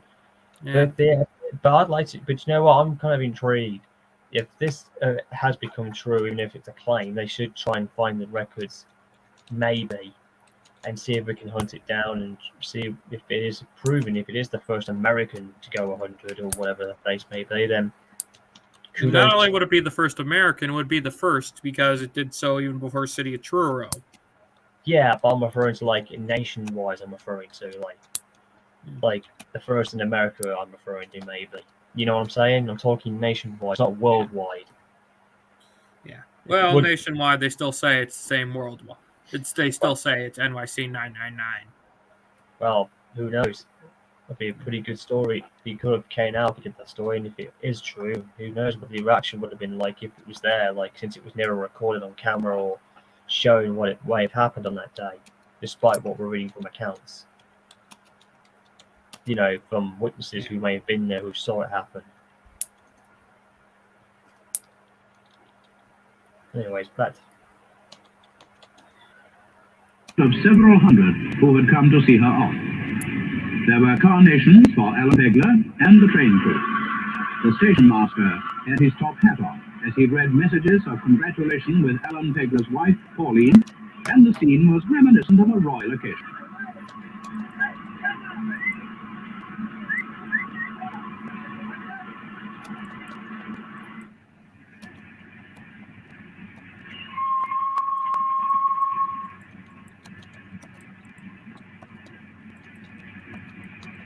Now it's time for the final handshakes and good wishes. Yep. And the exact moment where Flying Scotsman left British Railways for the last time.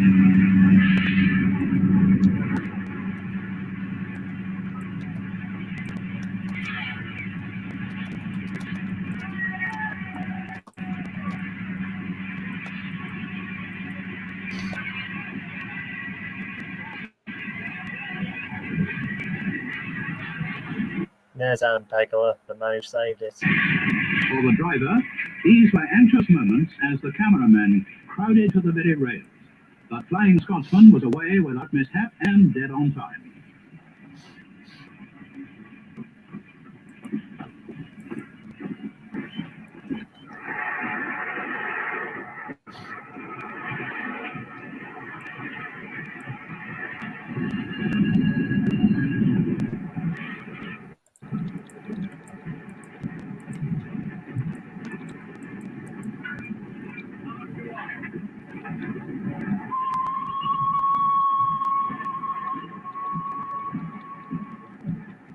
This snowy landscape near Hadley Wood was one of the few places without sightseers, but most of the way along the route to Peterborough, the only stop before Doncaster, railwaymen and enthusiasts were out to give a wave and a cheer. Up the long climb to Potter's Bar, Flying Scotsman got well into her stride. Indeed, a maximum speed of 90 miles an hour was reached later while many of passengers were still having lunch. Just under 10 miles an hour short of 100.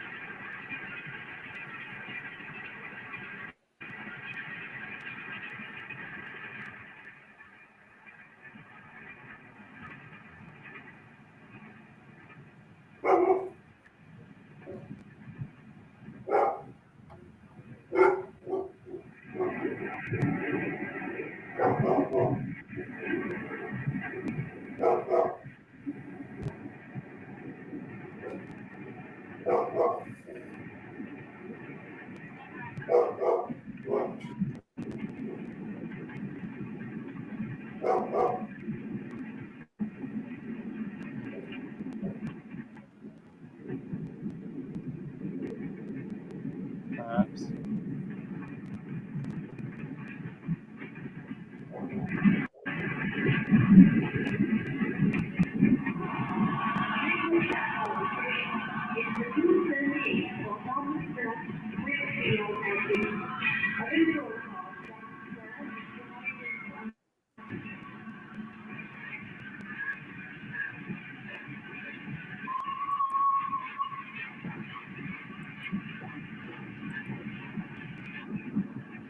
After a quick stop at Peterborough, Flying Scotsman was off again on the 80-mile run to Doncaster. She made up time steadily all the way, and was 4 minutes early passing Retford. 3 miles north of there, at the Barnby Moor level crossing, a party of family friends had turned out to see the latest Pegler acquisition. This called for a lot of waving by Alan Pegler and his wife from the train, and a long blast on the whistle.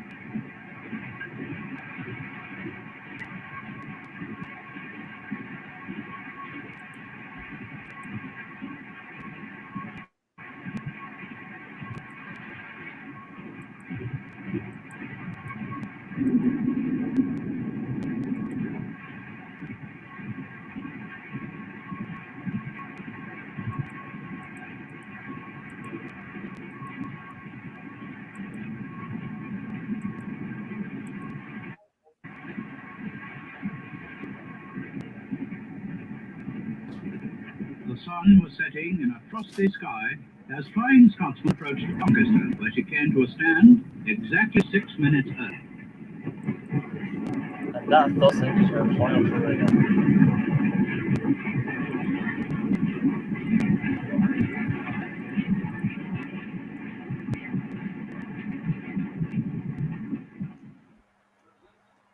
Now, as you can clearly see here from these shots, guys, Flying Scotsman's actually in the very same spots apparently in the workshops where Scotsman was built all those years ago.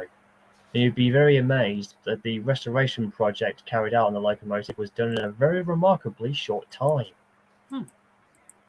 Yeah, it got uncoupled up at Peterborough, and it went into the at Doncaster, went into the works to have some various adjustments done to it and some modifications done.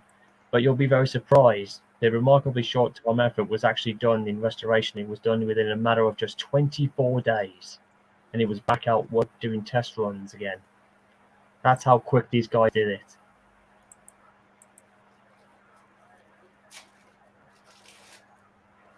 That is a true fact.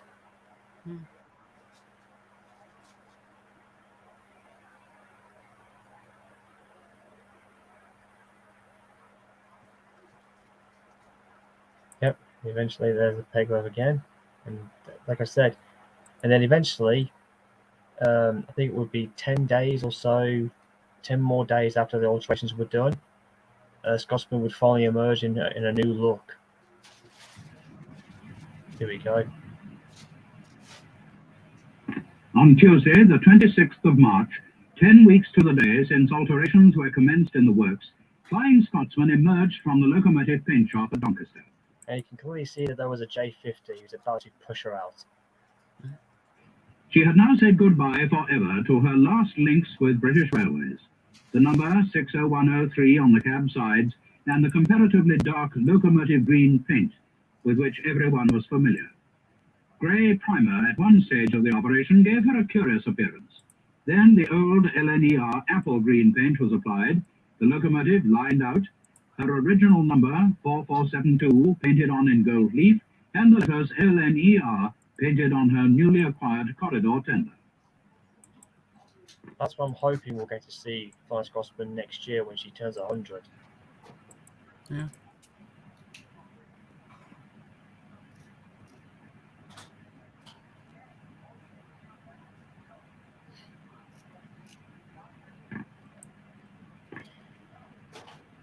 Resplendent in all her former glory, Flying Scotsman drew many admiring glances from Alan and Pauline Pegler and railway officials. Gotta admit, Scotsman in that form does look very female-ish.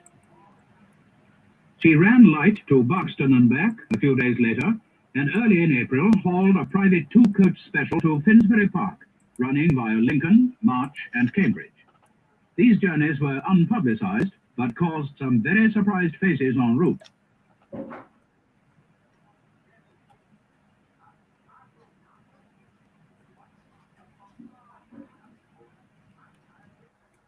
Indeed.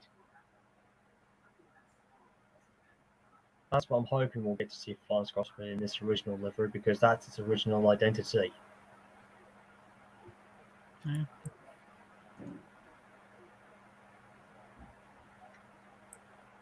Just cut that for a second and see what else we've got.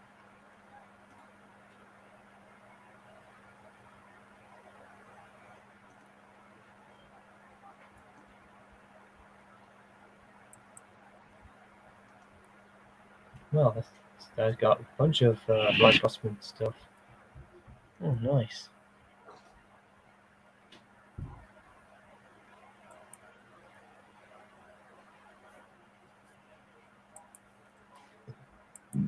Excuse me. I'm back. That's good. This guy's definitely got a lot of Flying Scotsman stuff. It's pretty cool.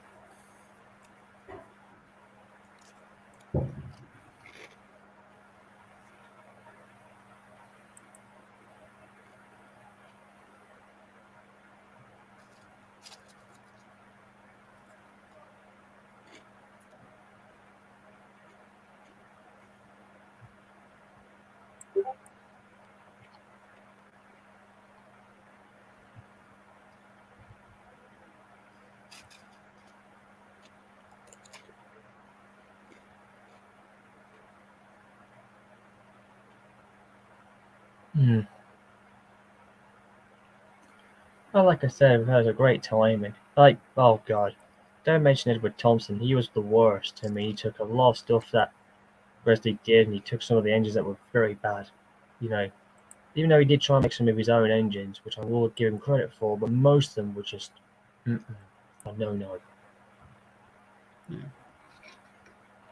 If anybody does your homework on Edwin, it's really bad. He even had an engine named after him.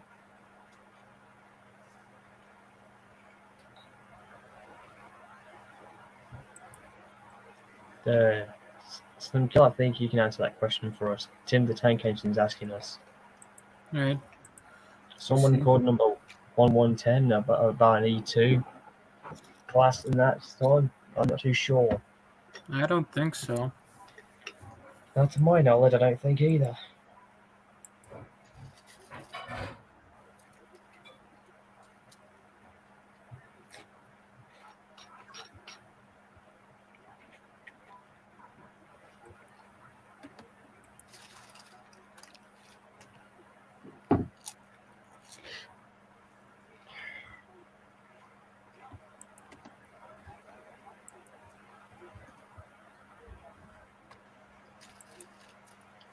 Are you still doing something cool on Roblox or something, Roger? Mm-hmm. What you currently did? What are you currently trying to refilm now? What? What are you currently trying to remake now?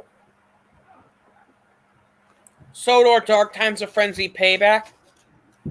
Oh, that one. Yeah. I can't wait for the next episode. Yeah. I'm really desperate to see how that's going to turn out. In all honesty, I think that's the. I mean, there's been so many versions of Sodor Dark Times, but I'm going to have to say the Frenzy Payback, in my opinion, is probably the best one. Yeah.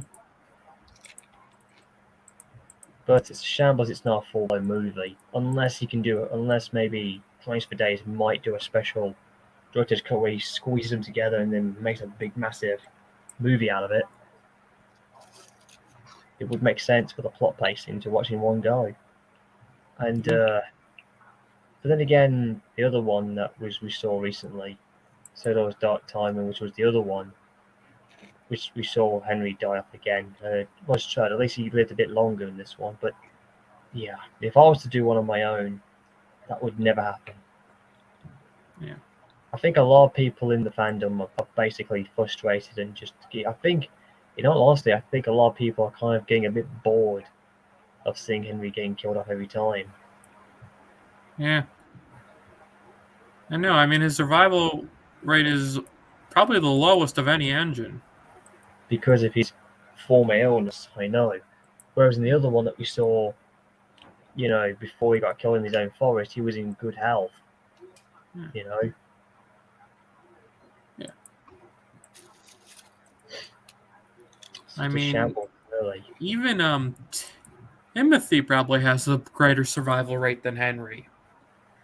That would be shocking if they did that. If Timothy did make an appearance in any Sodor Dark Time and had a big survival chance, I will admit I would be the most shocked out of the entire fandom if that were the case.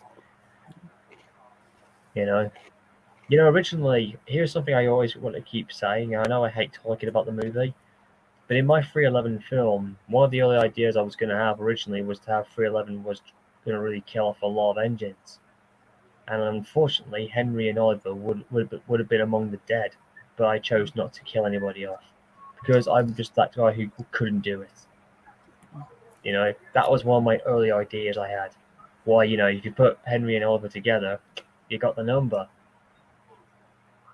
That was the idea originally, but instead, 311 just lets them go without even realizing it. But originally they were to have a near-death experience, but I didn't want to torture the two, so I let them go off. I mean, if Harry and Bert died, I think we would all be fine with that. Originally I was going to do something about that, I'm just remembering these now. Originally some of the Diesels that were going to make an appearance and would have felt the wrath of 311's, of what she would have done, and a lot of Diesels would have actually paid the price. But I felt like, nah, even I couldn't do it. I didn't want that to happen either, because I think the fandom would have got the wrong impression. Who knows?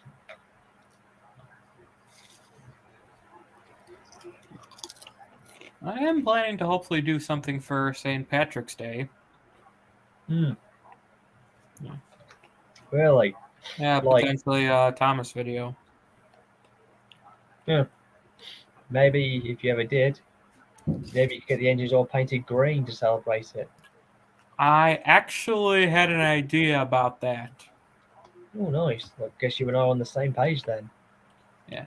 Not all the engines, but one in particular. I've got a funny feeling. I bet. Yeah. Where's the other one? That's strange. I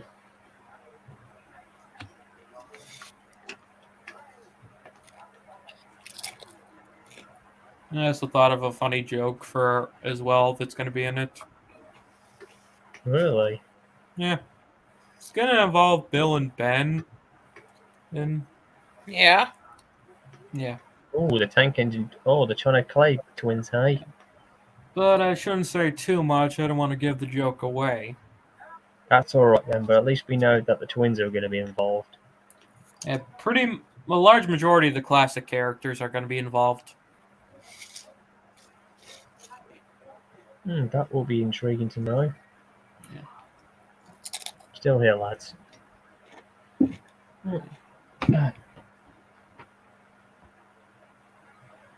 Well, whatever idea you got, Slinkill, it's going to be really, really intriguing. I'll look forward to reading it. No, it's not going to be a story. It's going to be a video. Alright then. Well, whatever you've got in mind for voice acting, and, if you want anybody, go and ask any of us, and, we'll tag along maybe. Okay. I know for a fact maybe you could do the narrating. I know for a fact for your first one maybe I could work out. Yeah, well, it isn't my first video I've done voice acting for, but the first one I did, it got removed from YouTube, so now the only way to watch it is in Google Drive. Oh, I see. Well, then again, if you reread it again, do something different to avoid it again. Yeah, I played Henry. Oh, nice.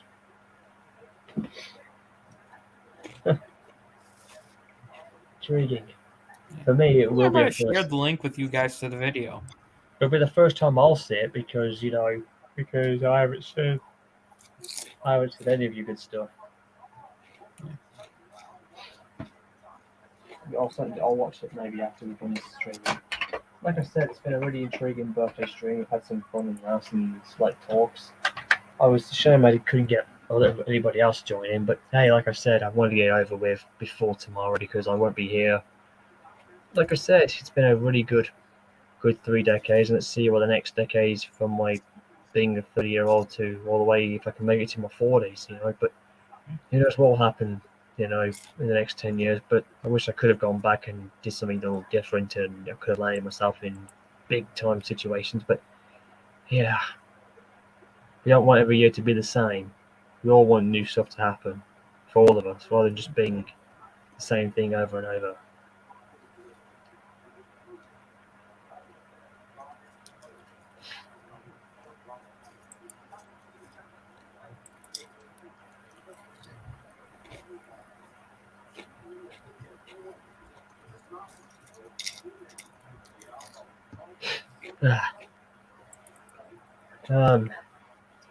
Clearly, anyways, guys, when we were talking on the subject of, Volley's favourites of Gordon and whatnot, which episodes would be the least of your favourites, Killer? Which series? Which one would be your least favourite? The episode where Thomas and Kate broke up. Like the recently done relationship one. Oh wow. Yeah. What about you, Roger? What's your opinion? I don't know. Be honest if you can. You don't have to, just give us a nice answer. You don't have to take your time too much. Yeah, I'm gonna have to go with the one where Thomas and Kate broke up. Oh man.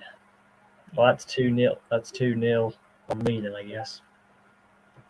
Don't get me wrong. The rest of his episodes are good, but yeah, I thought when I saw it, I thought if Thomas and Kate split up, I thought the whole film was going to go absolutely ballistic.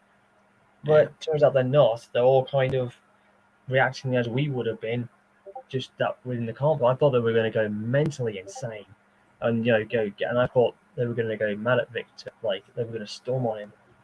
But they haven't. I'm quite surprised about his fan base in a strange way. It's like nothing. If I'd done it, say if I had split them up, they would have gone mad at me for it. Yeah. I sent him some comments, but I was respectful in my disagreement with his choice. I'm kind of didn't see that coming. I only heard rumors, but I didn't believe it until I saw it. Like again, I'm not a rumor type guy.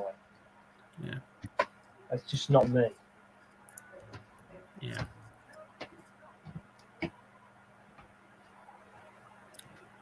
I'm just happy we didn't get a Thomas and Emily ship. I still don't get the logic behind it. That's been going on for many, many years. I'm used to it. But at least it was one of the starting blocks, I guess. But then again, after all, it's been happening with Henry and Emily a couple of times, but this time we've got somebody who finally made it official, which made a lot of sense. You know, but then again, anybody could have Emily, regardless. You know. Yeah, I mean, there was that flashback where she somewhat went on a date with Edward. There was one time I remember one video a long time ago. I remember in the old fandom, someone did a music video of Emily leaving Thomas, and she decided to date with Percy instead. Yeah. Which is kind of a cool. recent very good movie made in Roblox called Thomas's Heartbreak. Yeah, we all remember that one. Oh boy, yeah, I remember that way too well. And I'm thinking, Jesus, all the filming in roadblocking, that's gotta be even more difficult than filming in trains. Yeah. Jesus Christ. Never thought it could be done. Yeah, it could. I mean, the amount to keep the engines on the rails without losing their grip. Yeah. So I thought they would be flying all over the place. Yeah.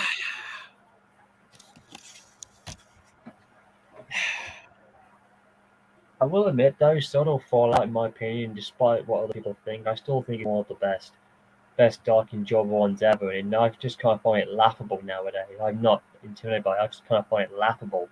I found one YouTuber bloke who is doing that, who's been using Ringo Starr's narration effect, and the effects are just bloody awesome. Oh, you mean Percy and the Beast Productions? That's correct, Roger. I'm not gonna lie, I prefer his version. It looks so good, it looks better. And it's like, I don't know how he does it. Like, I don't know how. It's like A lot of editing and hard work. That's all I'm gonna say. Yeah. I have to admit, all the effects, they kind of remind me of what I used to see on YouTube poops. Yeah. I didn't watch those, though. No, but I'm just saying, no, they are good. Yeah. Like I said, it's just that the effects and everything I've seen, it kind of reminds me of what the YouTube poops did back in the day when Thomas was a funny thing back then. Yeah. Oh, did I tell you the movie I voice acted in? Timothy was in it. Yeah. I had a feeling Timothy was in it, but heck, some people have done him when he was getting out of the blast in Zonal Fallout, which was quite cool.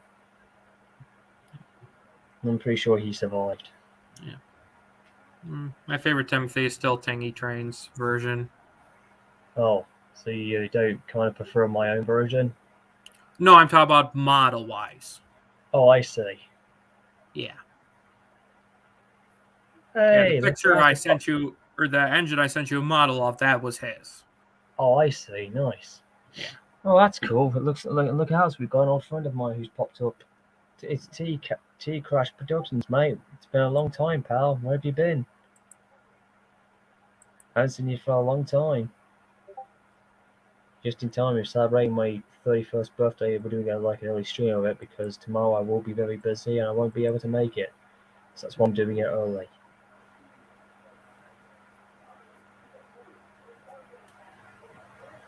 Ah, I see. Oh, that's why. Oh well, at least it's good to see that you're still here, mate. Did kind of miss you.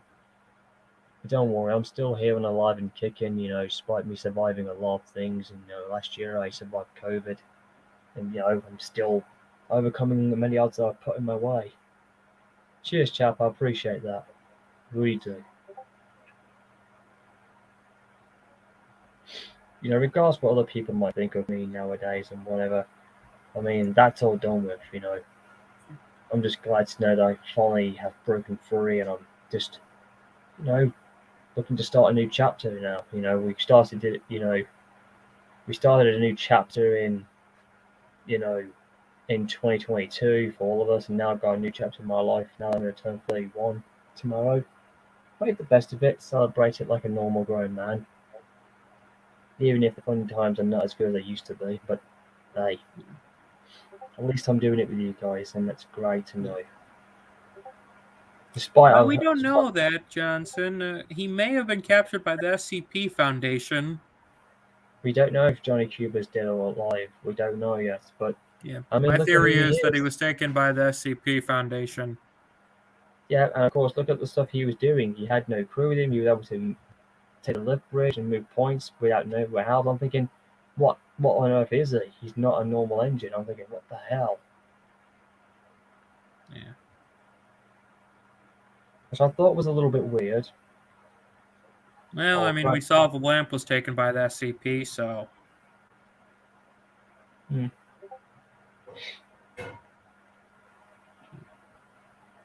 You know, at least we now know we'll have a great you know, at least we're going to see a good continuation. But I would like to see if part 2 of season 4 will end. I'm hoping Peter will be there. You know, And I'm That's hoping why- Thomas and Kate will get back together. who knows what will happen? You know, the only way the only way I think those two will get back together is if something happens to one or the other. Thomas gets in trouble, or Katie gets into trouble, or God knows what happens. You know, and Then then maybe they get forced to work together, then realize what they were doing was ridiculous. They're fighting. yeah, or they could do one or the other, where one redeems and just wins it back. You know, and even T. Cassius said he has a feeling that the SCP Foundation, whatever they're called, though he says that they may have given him a nice cool sip of, oh, I see, gave him the black water. Oh boy. And no, they don't kill things. A lot of the things they should kill, they don't. Then again, if Johnny Cuba did take that, maybe, then he probably would have served him right for what he was doing. I mean, heck, if that had been my case, I would have done it. I would have given it to him anyway without looking. Yeah. You know, as the old saying goes, crime doesn't pay. For steam or diesel. Yeah. Well, I think if that was true, a lot of the fans would give it to Benson as well. Oh God, I do hate Benson, but I would just give him green water, and you know what the effects can be like when he wakes up from it. That or, during the war, would have sent him to the front lines in the hopes he got killed. Yep, or put him into retirement, so he'll never move again. Yeah. Oh, apparently T. Cassius just said again he's catching up with Spas. He's worried about a line from the earlier about Parliament wanting to revoke the non-faithless vehicle rights. Well, we don't want to talk about the Parliament or railway politicking. That's something like Well, the next episode is called Dieselization. Yeah. And then the episode after that is called Return. So I have a feeling that Peter's going to return. Yeah, Peter might make a turn. Yeah, I think he could. You know, he might make a stand to fight for.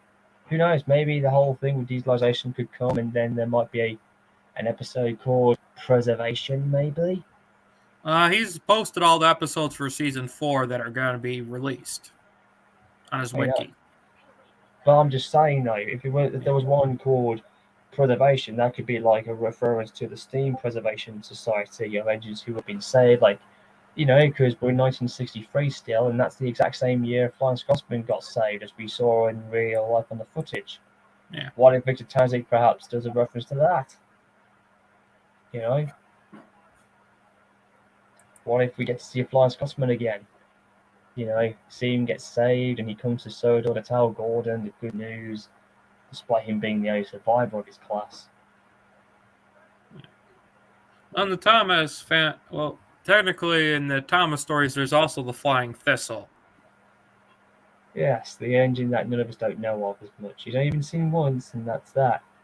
Yeah, I have a trains version of him. Yeah, I've seen it too, but it wasn't really my favourite. Yeah. Although I will admit, maybe I have a theory about him. What if that orange version of Gordon, as we like to call him, what if he was actually one of the last built secret prototypes of the A0 class, perhaps, maybe, you know, after Gordon, you know, just a theory. Yeah, who knows?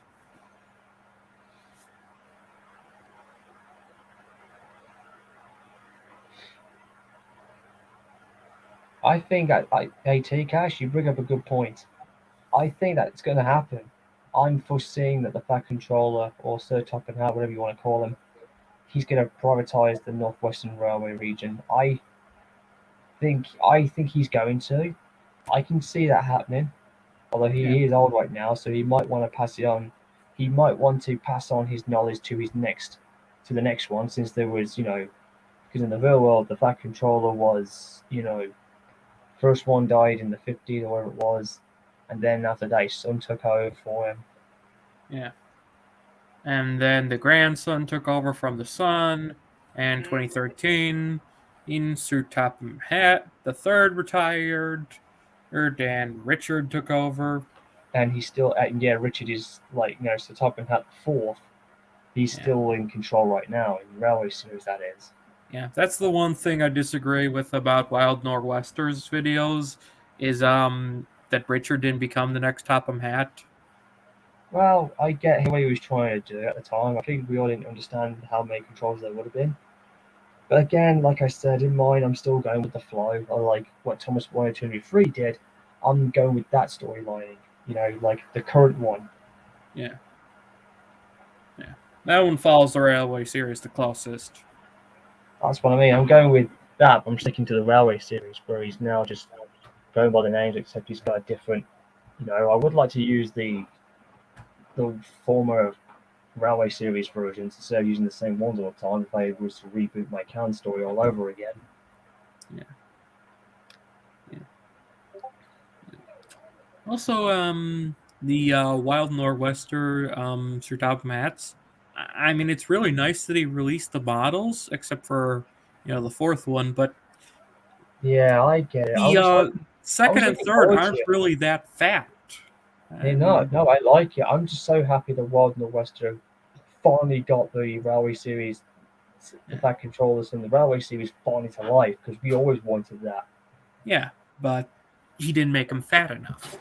No, but they were nicknamed. Maybe they did. Maybe in the books you do see they do gain a bit of it. But maybe what I think he did was I think he made them when they looked young. I think what he was doing, I think he made them look what they were when they were younger, before they aged and put on weight and lost their hair or whatever it was. I think Stephen had probably gained a bunch of weight just so he could be the Fat Controller. Maybe he had a bad diet. Who knows? We'll never know. But anyways, guys, I will say that I thought when Wild Northwester was releasing them, I thought he was going to release just about everybody. Like, if you'd released, what's his name? The guy who now runs the Cedo Package Company, Express now. Norman Spencer? I know who you mean. Yeah, Spencer. Yeah, Norman Spencer, that's him, yeah. Like, what if he got released and, because I really liked him now, despite what he was then. I really liked how he changed at the end, doing the Christmas special at the end, which was very nice. Yeah.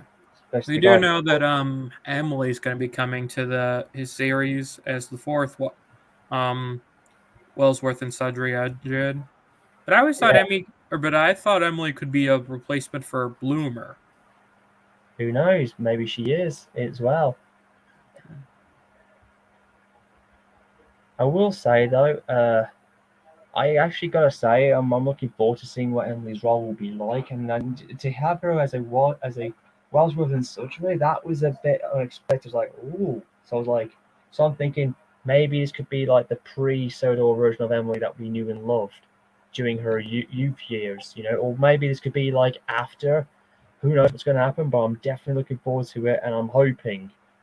Yes, I know I don't want to go asking and demanding, but I'm hoping and praying that Emily gets released, because we all know how popular she is in the fandom, and everybody would love to have a piece of her. Even I would. Heck, wherever he's going with this, I'm looking forward to it. I'm thinking, if she does really get released, I'm going to get it.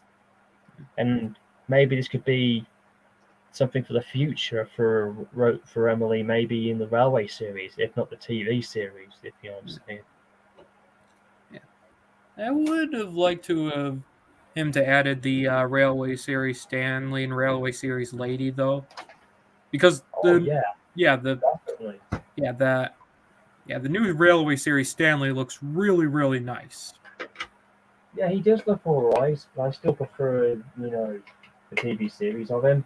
But I know what you're saying. He does look quite unique. So I'm thinking if they can get RWS releases, why can't Rosie and why can't, Arthur and Spencer and all the other engines get their railway series formed like a what if scenario? It's been going on since the Hit Entertainment. What would they have looked like in the books? Yeah, I've seen a couple of models of Rosie in her Railway Series livery, and I think it looks really nice. She looks all right in both of them. I saw one of her in blue livery, which was like the first Railway series they did of her back in the day. Yeah, my favorite version is still her lavender, though. I still like her in her pinky and purplish style. But That's I still the one I like. was talking about. Yeah, the original will always be good. But I've gotten used to her red version as well, which looks okay. That still stands out. Yeah. Because originally, here's a trivia, in my 311 movie, she was supposed to have gotten the headlamp on her because she was adapting, because at the time I was adapting to her new look that she was getting, and then at the end, she would have become her red form afterwards. Yeah. I would have preferred her. I still prefer her pinky purpley form. Oh, of course, yeah, she still is, but like I said, I'm still adapting to her newer look. And of course, Molly herself would make a nice Railway Series look. Although I've seen a lot of customers of her now, and she looks pretty damn good. Yeah. I don't think they need to include Whiff, though, truth be told. As Whiff much as I can- like him, he's the only one of his class built. To be honest, Whiff is a TVS and not in my opinion, not a Railway Series style. I think he looks better as a TV series character. Yeah. Though why am I visioning Wild Northwester doing something about him? Like, what on earth would he be like before he even had big glasses on him? Before he must have lost his eye vision, I guess. Yeah. I saw a video the other day where Edward was wearing glasses because he got older. Like, if he can do all that stuff, like, what if Wild Northwester could do, like, he could make the people, why can't he make the Railway Series versions of Sodor's popularity, and get them released together like they've done recently in the TV series we've seen recently? Why don't Wild Northwester do that? Why don't he make everybody, the humanity popularity of the Railway Series, like, what if he did, the small controller or the thin controller for the Scarlet Railway engines and the small Well, he Osborne did the engine? thin controller. He's just keeping the thin controller private, though. That's a shambles. He could have really come with him, really, because then we could have had him for Ari and Burst and everybody else, So seriously, he could have even done the manager of the Mid-Soda Row for crying out loud as well. That would have worked. To respond to what you said, T-Crash Productions, not only another reason I prefer the lavender is because it really works with that Shunter Productions audio story about Rosie, Built for War. It does, yeah. Yeah. Her being one of the girls. Yeah, it does. Yeah. What do you think of my railway or my custom attempt at? And I can't remember his name. The tanker for Thomas 1 Edward 2 Henry 3 series. Yeah, him. Who? Wretch, the suicide bomb from Thomas 1 Edward 2 Henry 3. Him. Yeah, don't mention him. I hated him. Yeah, I made a one Railway Series version of him. Oh, good lord. He's just as bad as... You know what? Put him and the Spiteful Breakman together, you got a nasty duo. Yeah. AKA... Gruffy, the Spiteful Breakman, and Reg. Yeah, Reg and and the Dominic. nastiest trio on Sodor. Oh, lordy dordy. I think it came out nice, though. Oh, it looks alright. Don't get me wrong. That's not bad. Yeah. Some of the paint has faded at the front, though, so... What about I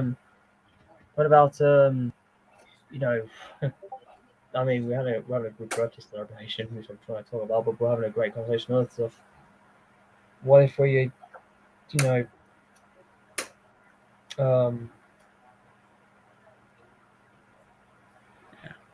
I did also do Barry.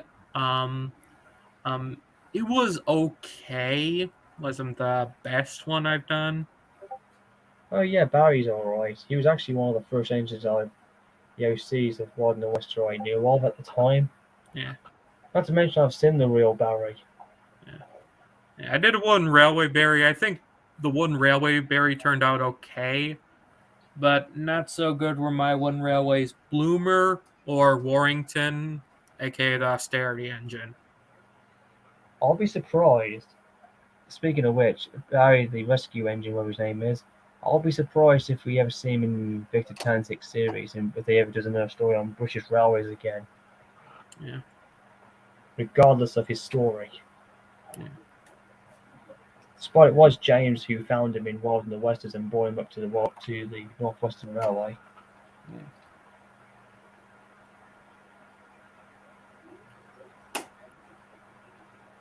Who did I tell? Oh, hold on a second. I actually have a Lego fatty.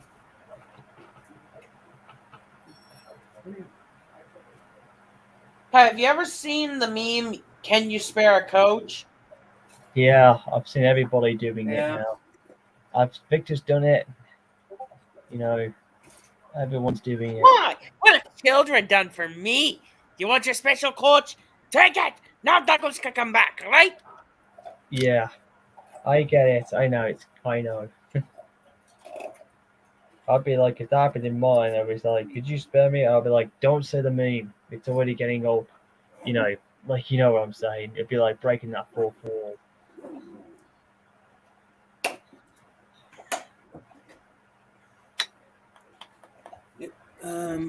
Yeah, I have my fat controller and thin controller I use for my railway series. Oh, it would be quite nice. Oh, that's nice. Very, very clever, mate. And You know, here's the thin one. Oh, nice.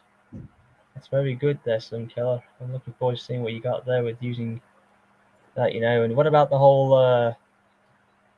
Oh, yeah, you know that Slim Killer bloke, you know, you showed me who was the trial controller? Yeah. I've been thinking about it. Maybe I could use him, perhaps, maybe for my CSW manager. I have no idea why, thanks to you. Or I could just use him as the fat controller wearing a disguise thing for something else. Who knows? Who knows? Or maybe that could just be his Railway Series version of him as the stout gentleman. Yeah. Yeah, it's really funny how Wild in the West has missed a lot of opportunities. I mean, I know he's done Bertie, which was quite nice, but I couldn't get his drive to work, which was disappointing. Yeah. One And thing the is birdie that does work is too new for your trains version. That what it is just that no, he does work. Like he would have been nice, but his driver wouldn't cooperate. Yeah. So I was trying to replace him with somebody else. Yeah. I do like the Arsdale brake fans here released, along with the Arsdale Railway. Oh yeah, those I got them as well, and that's nice. At least now the Arsdale Railway finally have got something on the back of their trains now at last. Yeah. Took them long enough, and I got them, and they worked like magic. Yeah. If I would to start a train series of Thomas, it would probably be about the Arsdale Railway. Indeed. Although in my head canon, they do exist, but I'm still thinking of maybe like bringing the entire Mid-Sodo back, so that Duke can have his old roots back. You know, where the line would just run. Because back in the day, I did this old idea where they would run just from the part where it cuts off and then it goes into the mountain road. And I thought that'll be just the only part of the line that Duke can have his old line back. And I actually have tried to do that many times in the past. You know, because then say like if say if the Arsdale Railway and the miniature railway were working together, to transfer passengers and freight together, and of course, if people of King's Always Bridge to get down from, say if they went down to get to the place at Alsborough, what would they have to do? They'd have to come down the mountain road all the way down, stop at Alsborough, at Arsdale at the new terminus, and they can just run round, get onto the old train, and they can take them the rest of the way.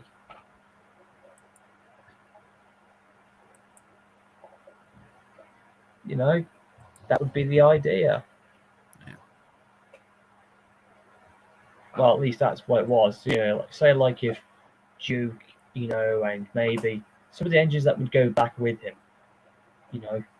Say because in my version I would have had Duke and Crimson, yes, himself, and of course maybe Atlas, and maybe those three guys, and they would have run the line together with them. And of course the mine where Stanley died, that would have been re-blasted open, and of course what's his name? Atlas could just work up there on his own. Yeah. Truthfully, the Atlas I prefer though is Wilbert Audrey's Atlas. And have the mine engine was its own thing. That's what I mean. Yeah. Sorry, I didn't mean to yawn, mate. Okay. Oh, nice. Thanks. Oh, hello, Nick Geyser. Thank you, pal.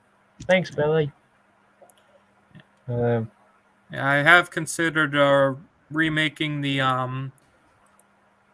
Tale of the Bad Engine to fit the timeline of the Railway series, actually. Oh, boy. Yeah. Sure, Nick, if you want to, I'll just give you the little link. Like I said, I won't be on for too long now, but we've had a great time for 2 hours and 16 minutes. But again, thank you guys for sending me some lovely birthday messaging. I really appreciate that. Yeah. Listen, Andreas is still alive in mine, but he's sold, But then again, I could bring him back. But then again, at the same time, I'm thinking, what if I brought Smudger back? Yeah. Oh, yeah, Smudger's actually my favorite of the classic series engines. Because in my head canon, Smudger actually survived and he's alive. I think his overhaul had a unique effect on his personality. So he's no longer that silly rail gangster. He talks that way. He doesn't mean it as a silly thing anymore. Yeah. He does it to tell jokes. Oh God, Cactus brought Smudger back. I didn't realize Cactus did that. Yeah, I really didn't like Cactus after his Magic Railroad thing. Oh, Cactus was good, but what happened? What was the downfall in your opinion about him? The one thing, he broke rule number 1 when it comes to Magic Railroad. And Lady is not evil. Oh, absolutely not agreed. Hello, Nick. Nice to see you. Nice to see you too, guys. With me? I'm still here. Oh, I agree with you 100%. I'll admit it was okay, but like you guys have said, I kind of was like, wait, what, huh? I wasn't making a big deal out of it, but I was just a bit perplexed. I was like, I'll admit saying this, I was like, what on earth did he put what did Cactus put in his own drink, or what side of the bed did he wake up on to make Lady so bad, unless he took too many steroids on it? I don't know. Yeah, I mean, it's kind of, goes against goes against her whole entire character. I'm fine with a little character change here and there, but... Yeah, making the Lady a bad guy, that's a no. Yeah, much agreed. She was one of my favorite characters when I watched the movie when I was a kid. No way that could happen. Yeah, she's still my second favorite character in the franchise, actually. Same here. I just think it was just nice to see a female steam engine for a change. Like, to be honest, in a strange way, I think Lady revolutionized the female steam engines, and after that, along came Emily, and then Rosie and Molly. I mean, all the guys who were steam engine females came along afterwards because of Lady. Yeah. And speaking of which, she still exists in mine, except she's still an industrial engine. Yeah. Mine, she's the Earl of Sodor's private engine, so she can keep her Magic Railroad livery. In mine, I like to keep that as a television thing, so I'm keeping what the Titanic did, except that's her Railway Series style. It's the closest I'll ever get. Much agreed. Yeah. No disrespect. In my trains, I've actually done a combination of bringing Railway Series and TV series characters together. Oh, really? That's interesting. Yeah. Nice. Yeah. I remember. Yes, I remember T-Cash about the first Ghost Train special. Yeah. Are you referring to mine or Cactus's? I can't remember.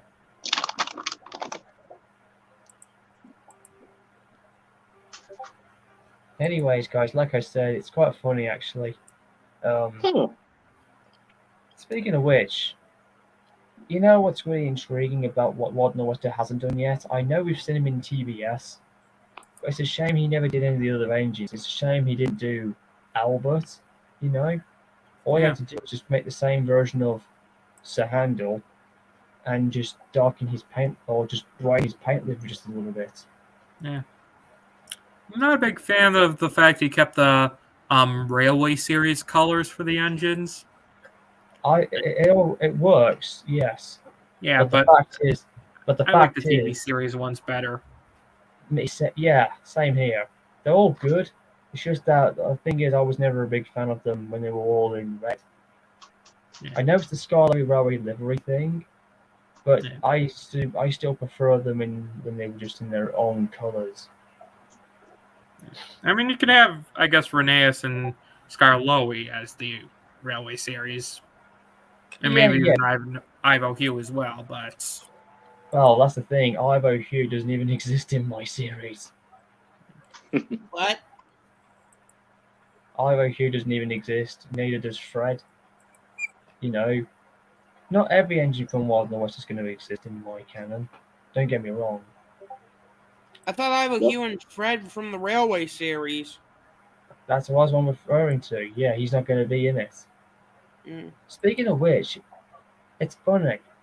It's because I've just noticed that Fred was seen briefly when Edwards was explaining the effects of what black water can do to you, and we saw him like demonstrating what would happen.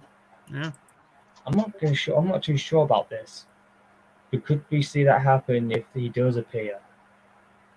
Like, will we see a diesel undergo the final firing, despite they're not steam engines? As I like to say, the final oiling, we would call them, because they're diesels. Yeah. DK Crash Productions, Ivo Hugh, he was in the Railway Series, the SKR number 7. Yeah. Like I said, in my version, they're still together. You know, all the engines, they're still when they're, you know, if you see here's a trivia for you. If you read my Thomas and Batman fanfic, you'll notice the mid-Sodor is still running because the Arsdale engines and the miniature engines didn't, well, they existed, but they're just not on Sodor, they're somewhere else. But like I said, Smudge is alive, and, you know, it's funny because when you see Sir Handel and Peter Sam, they're actually speaking in their actual old names. Yeah. They're still called Stuart and Falcon. Heck, even Duke still calls them that still, which is still canon. Just to give you an idea. And they're still in their old livery. No, T-Cash, no, they would not banish the... Let's not go there, mate. Jokes aside. I mean, I really did like the original anime, but I really want to see them redo it with all the voice actors, but have the Japanese. That would be quite nice. Yeah. Billy Day. I'm banishing you to the Shadow Realm. What? I think listen. Truthfully, I think that's actually worse than what they had in the series. Albert is I'm not sure actually if he's alive in my Batman saga. I don't think he is. I'm not sure. But in my version, he was alive when Crimson was on Sodor. Albert lived until he sacrificed himself to save Sir Handel because of them being brothers. Even though we actually never got to see them. It's a shame we never got to see Falcon and Albert, aka Sir Handel and Albert, intertwine with each other. Though it could be. Though if anybody could do that, I'm pretty sure Victor Tansi could give it a shot. Yeah.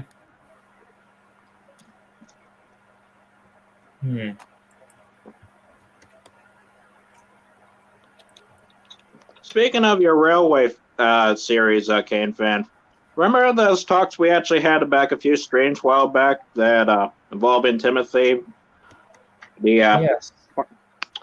I decided to come forth to work on a model in 187 scale, and I actually just recently got a 060 wheel alignment from Parts for Thomas, and then I got a Shapeways model of the 060 E2 class extended tank version, similar to what Timothy looked like. So I decided to come forth, and I wanted to build this model to give you a little inspiration of what my thoughts were, and so far it's working pretty well. That's good to hear. I remember we had that talk about that once. That's quite nice. I agree, and I believe Timothy should get a second chance on Sodor, despite the fact he's a living nightmare. So a lot of people believe I share my stories with during Halloween time. But he's actually a nice character. Yeah, I know. I know. A lot of people I've seen clips of my film still being used as an OC thing. I get that. It's just like I said. I'm rebooting him again. Like, he's no longer this dark character. Well, if you want to include Halloween and whatnot, I get that. But I just felt like, the dark days are done, and I need to refresh him up and just flesh him out a bit now. Because he's like, I understand. He's not like this. He's just basically like, in the new story, he still has the accidents, but he just survives, only just. Like I said, he's been knocked out in a coma for a long while, and then he wakes up completely just, rebuilt. Right. He's completely rebuilt from the ground up again, although his memories have survived, except all the bad things about him kind of left his memory. That's great. That's why I gave you a little inspiration, I guess. Kind of have a rebuild tank engine body similar to his old design was, and kind of use a little bit of voodoo magic or whatever, like gold dust or whatever. Just be something creative. That's that sort of thing. Gold dust. Kind of sounds silly, to be honest, but that's why I got the idea off of. I get the joke. Yeah, I get the nice reference. What about like I say in mine, he was completely rebuilt with newer parts, while some of his other bits have survived. But like I said, like his smoke box was still intact. Some of his agreed. Like, I'll give you an example. Like, there were some parts of him that did survive, and others that weren't. But like I said, he did get a new body forged, and he woke up all right. He still remembered where he was. He didn't lose his memory. It's just that he hadn't seen what was going on. And then after that he comes out and he's not ready to go back on Sodor, so he's privatized to work elsewhere until he's finally ready to come home, and he does that, and of course, thanks to and that's just that, Much agreed. Yeah, and of course, he and Thomas do get a nice reunion, and he works now. He works anywhere where he can now. But like I said, he did have an old form. He still had the extended side tanks, but eventually, over time, he decided to, by request, he decided to have him cut back short to what they would have looked like originally, so that so that people can stop confusing him as Thomas. Well, yeah, it's kind of funny the way you put it. Yeah, and it does reveal that, because I am trying to make some new OCs. Timothy does reveal that before his actions, he did have a former lover whose name I'm not going to mention because of reasons. And he had and then he had a second, but that's when he quickly found a second lover who's still alive. And despite the fact it's one of Percy's siblings and survivable or whatever, it's one of those engines who is who's still older than Timothy, but just by a few months or so, but still, at the same time, he's got one with him now, so. I agree. Again, that's nice, T-Cash. That's really nice. I didn't know your OC was similar to 311. But anyways, that's what, speaking of that locomotive, like I said in that story, if you ever start reading on Demon Eyes, I actually have started my first CSW story. Guys, quick question. You want to see my What Sodor? Whose dog was that? Those are Next. mine. Sorry about that. It's fine. It's fine. Just startled me a little bit. I thought that was Slim Killer's dog. It was that loud. Bloody heck. So does anybody want to see it? Sure. Okay. Speaking of which, like I said, my 311 still had the accident, although I'm changing it a little bit now because not only did she Oh, really? fall down, yeah, because not only did she fall down, but she took someone with him. Well, in an attempt to get even with somebody who gave her a, well, you know, I'm not going to be. I would like to say who it is. It's a male engine, and it's one who gave her more grief than the owner ever did. Oh, so this is your version of Sodor. Oh, nice. Yep. I've got See- that. version. Nice. You see Gordon, Henry, and Bear pulling coaches. I've got that version of Diesel 70101, except Interesting. that's how Very you do it. familiar station pilot. Okay, that's good. I can see some good reskin laws you got there, pal. So what version So of Ashford Works made that Neil. He did a really good job. What version of Sodor are you using? I mixed the TV series and Railway series. The one from I got it from SI3D or SID3D. You know, Is this the one that can work for train? Is this the one that can work for Trains 12 as well? I think so. I haven't seen this one before. I don't know what's the. Is this like? Did you say this is the mixture hybrid of the Railway series and? It's the a mixture television? of the Railway series and TV series. I've been trying to find this one because, it's okay. This is like TBS Stafford we're looking at right now, aren't we? Yeah, I'm getting the same vibes here too. I'm saying this is the TV section we're in, but where's the Railway series section we're looking at? I'm getting to that. But this here is Derek still and TBS. those two especially with their famous Yep. brake van. Donald and Douglas and The old brake van that fell apart, that got squished. Yep. you mean squashed? Yeah, or in this case, who was accidentally murdered. Oh, that too. Hey, Yeah. Butch. Yes, I finally managed to get Butch at last, thank God. Thanks to Brandon, you know, who inspired me to use him. For some various reason, he's using him properly. I don't know why. Okay, this is all TBS, this is. I know the characters are Railway series using. That's Oh. what I meant. Oh, sorry. So we'll get to a little bit more that there is one part that is Railway series I just haven't gotten to yet. But there's Bertie. I thought you said the route was Railway series. there is one part of the route that is. Oh, only one. I thought like half of it was like a mixture of it, No. and the rest of the engines in character you got are mostly in their TV series form. Although you do have a few Railway series, I don't see anybody else. Yeah, So Railway we'll series and continue. TV series form. Okay, there's Tipmuth. Yeah. I don't think this was in the TV series though, Greenwald. I think it was at the end. I think it was in season 8 or 7 or yeah, season 8. I think it was. Yeah. Nels Bridge. There's the television series. Yeah. We don't know what it looked like. We don't know what it looked like in Railway series. Yeah. Hey, you got Bulgy, who's been reformed. Yeah, good old Bulgy, the new version of him. Yep. Nice. Tidmouth Dairy. Oh boy, Tipmuth Dairy. In this case, for some funny reason, Victor Townsend turned that into the oil depot instead. Yeah. And we have a very disgruntled Diesel taking it. Yeah, Or taking the milk. He didn't seem to be happy. Oop, I forgot one character over here. At the McCall farm, who permanently yes. lives on Sodor now. Ah, nice. Stephanie's there. There's Stephanie. It seems like you've been saying up this route. It's basically, as Brandon says in his joke, that's basically past the waterfall. Okay, and here's one of my favourite locations on Sodor, Alsbridge. One of my favourite stations. This Yep, would be where, and to be honest, the this is number what, one if I was to engine. do, if I was to do train Everything looks so spotting, really detailed. I'm impressed. if I was Almost if I was to do, realistic. Yeah, if I was to do it was train the map, but I spotting, did do a lot of additions to it. Really? you know, And I just saw a part I need to fix.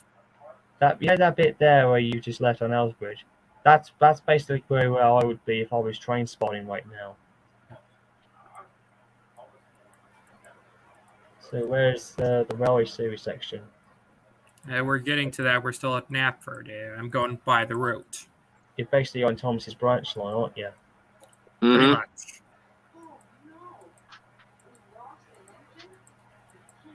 This was probably the second line the second heaviest editing for a line that I did. I call this guy Cecil. Oh, I didn't know he Interesting. Yeah, he's an OC of mine. Didn't know he had a face on it. It was just released not too long, like a couple days ago. Where was that? Where was that? Mid-Sodor Model Works, I think. Oh, nice. Nice. Crazy. Mid-Sodor Model Works. Don't remember that too much. Mid-Sodor Model Works 3D, the new site, not the old site. Here Oh, we got go. a very familiar engine hanging out at the abandoned quarry, or abandoned AKA mine. the Twilight Mines. Yep. Hey, Timothy! So Timothy decided. So that's where Timothy has decided to reallocate himself to hiding now, hey? Yeah. Yeah. So he I finally decided. just had to put him in the series. You know what's kind of I funny? agree. It was worth Do it. you know do you know what's kind of funny, honey, Slim Killer? You just put you put Timothy where, spoiler alert, that's where Batman made his hideout, where he made his new Batcave in. Yep, that's the spot I need to fix. Let alone And every that's where time he I built think the I'm bunch. done, I find another bunch of spots I need to fix. There turns his plow field Mm-hmm. from season 1. This tunnel was a nightmare to do. I bet it was. Yeah, Mrs. Kindly's house, I believe. Yep. Yep, there he is. There she is, right there.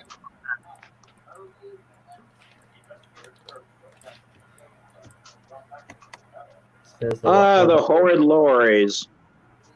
One of and them. there's Farquhar. The station's missing though. That episode was quite a funny. Looking this back is at it. the cutting. This is the goods yard. Ah, I'm pretty it sure that is, was yeah. actually a railway series thing. It was. It was. Although I do admit the crash scene was a bit extreme. Damn it, another spot.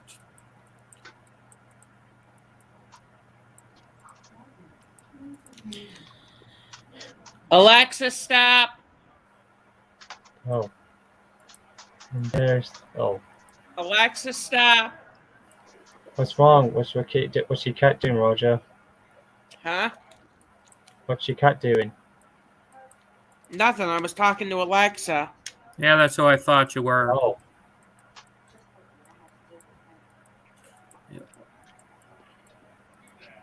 Okay, now we're passing up to where Norfolk Quarry is.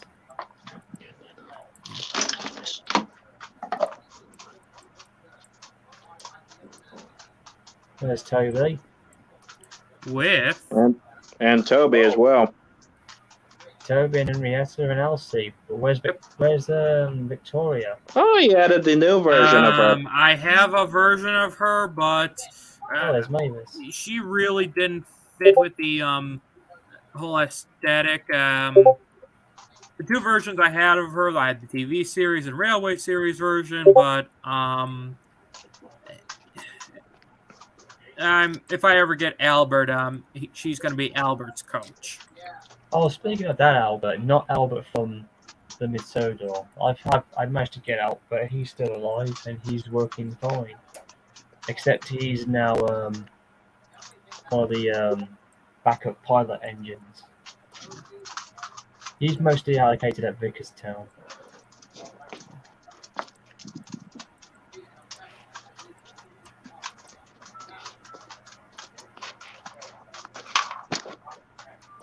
That's really good, T-Cash. I like that.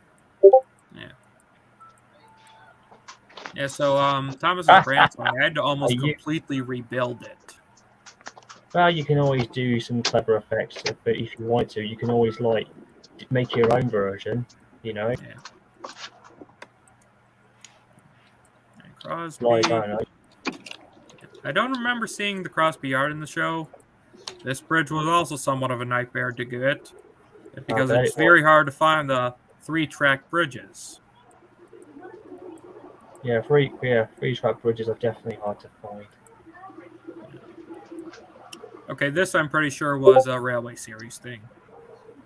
Yeah, I think this was the one. Shame, really. I did remember seeing one that I remember Mr. Ortez showing me once. There was one place, I think it was either on Trunk or Marin, and it had a rails where they were like where it was basically a television series and Railway Series related, and they were all in one go. I can't remember what it was though. That's the problem. We're at Wellsworth now. Okay. Looks very detailed. Yeah. I added something to Topham Hall. Oh, nice. I think it was very fitting. The flying car from Harry That's not what Potter. I'm talking about. The statue on the Fat Controller, which is to remember the. Forgot about that too. Like a memorial thing. That's a nice idea. I think that too, yeah.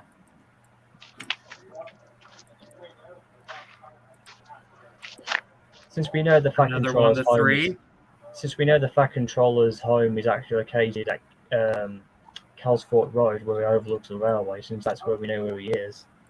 Yeah. Much agreed. I always thought he lived in Knapford, somewhere close to Thomas's home or whatever. I have him living in Wellsworth. It's very well, we never actually shown where his house located was, and you know. But in the Railway book series, if you remember back from when Henry got shut in the tunnel, there were quite a bit of few things that were interesting when the narrator talked about him. I know he did, yeah. I forget exactly what lines were used, but he said, my doctor, when he said to have the passenger push and pull and stuff like that, it said one time, I'm not as young as I used to be. I can't remember exactly how it was worded, but it sounded really familiar, gave a little bit more of his backstory. Indeed. Of him. It's funny how the other controllers didn't have a backstory, only the first one did. Yeah. Yeah, I can see the Vickers there. And Trevor. Speaking of which, and also, speaking of Wild in the West, it's a shame we never got to see him do Reverend W. Ordray in a Railway series, since we have seen the Reverend in the books a few times. And we saw him in the CGI series, but most of it was in the Blobba era. Yeah, it was, yeah. I like the idea that you're using the newer wooden people. I've got most of them, except that not all of them would work, including the Fat Controller, so I've had to stick with the old stuff.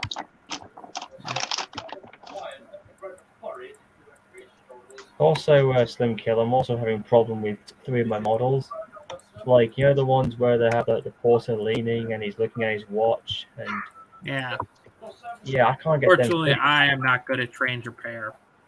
Oh, I thought you would give me a helping hand with that, pal. It seems I like can give you assets, but that's honestly the best I can do. Like, look really good to me. Like, I'm not sure. I just show you what it was, and I've tried many times, and it just wouldn't do the trick. They were working fine when I first got them. They were working fine when I had them downloaded. Yeah. When I started using I'm pretty sure this is a Railway Series only place. Could It's be. Neil's favorite place, the whiskey brewery. And I think it is Railway Series related. Yeah. I'll be right back. Hyper Sudbury.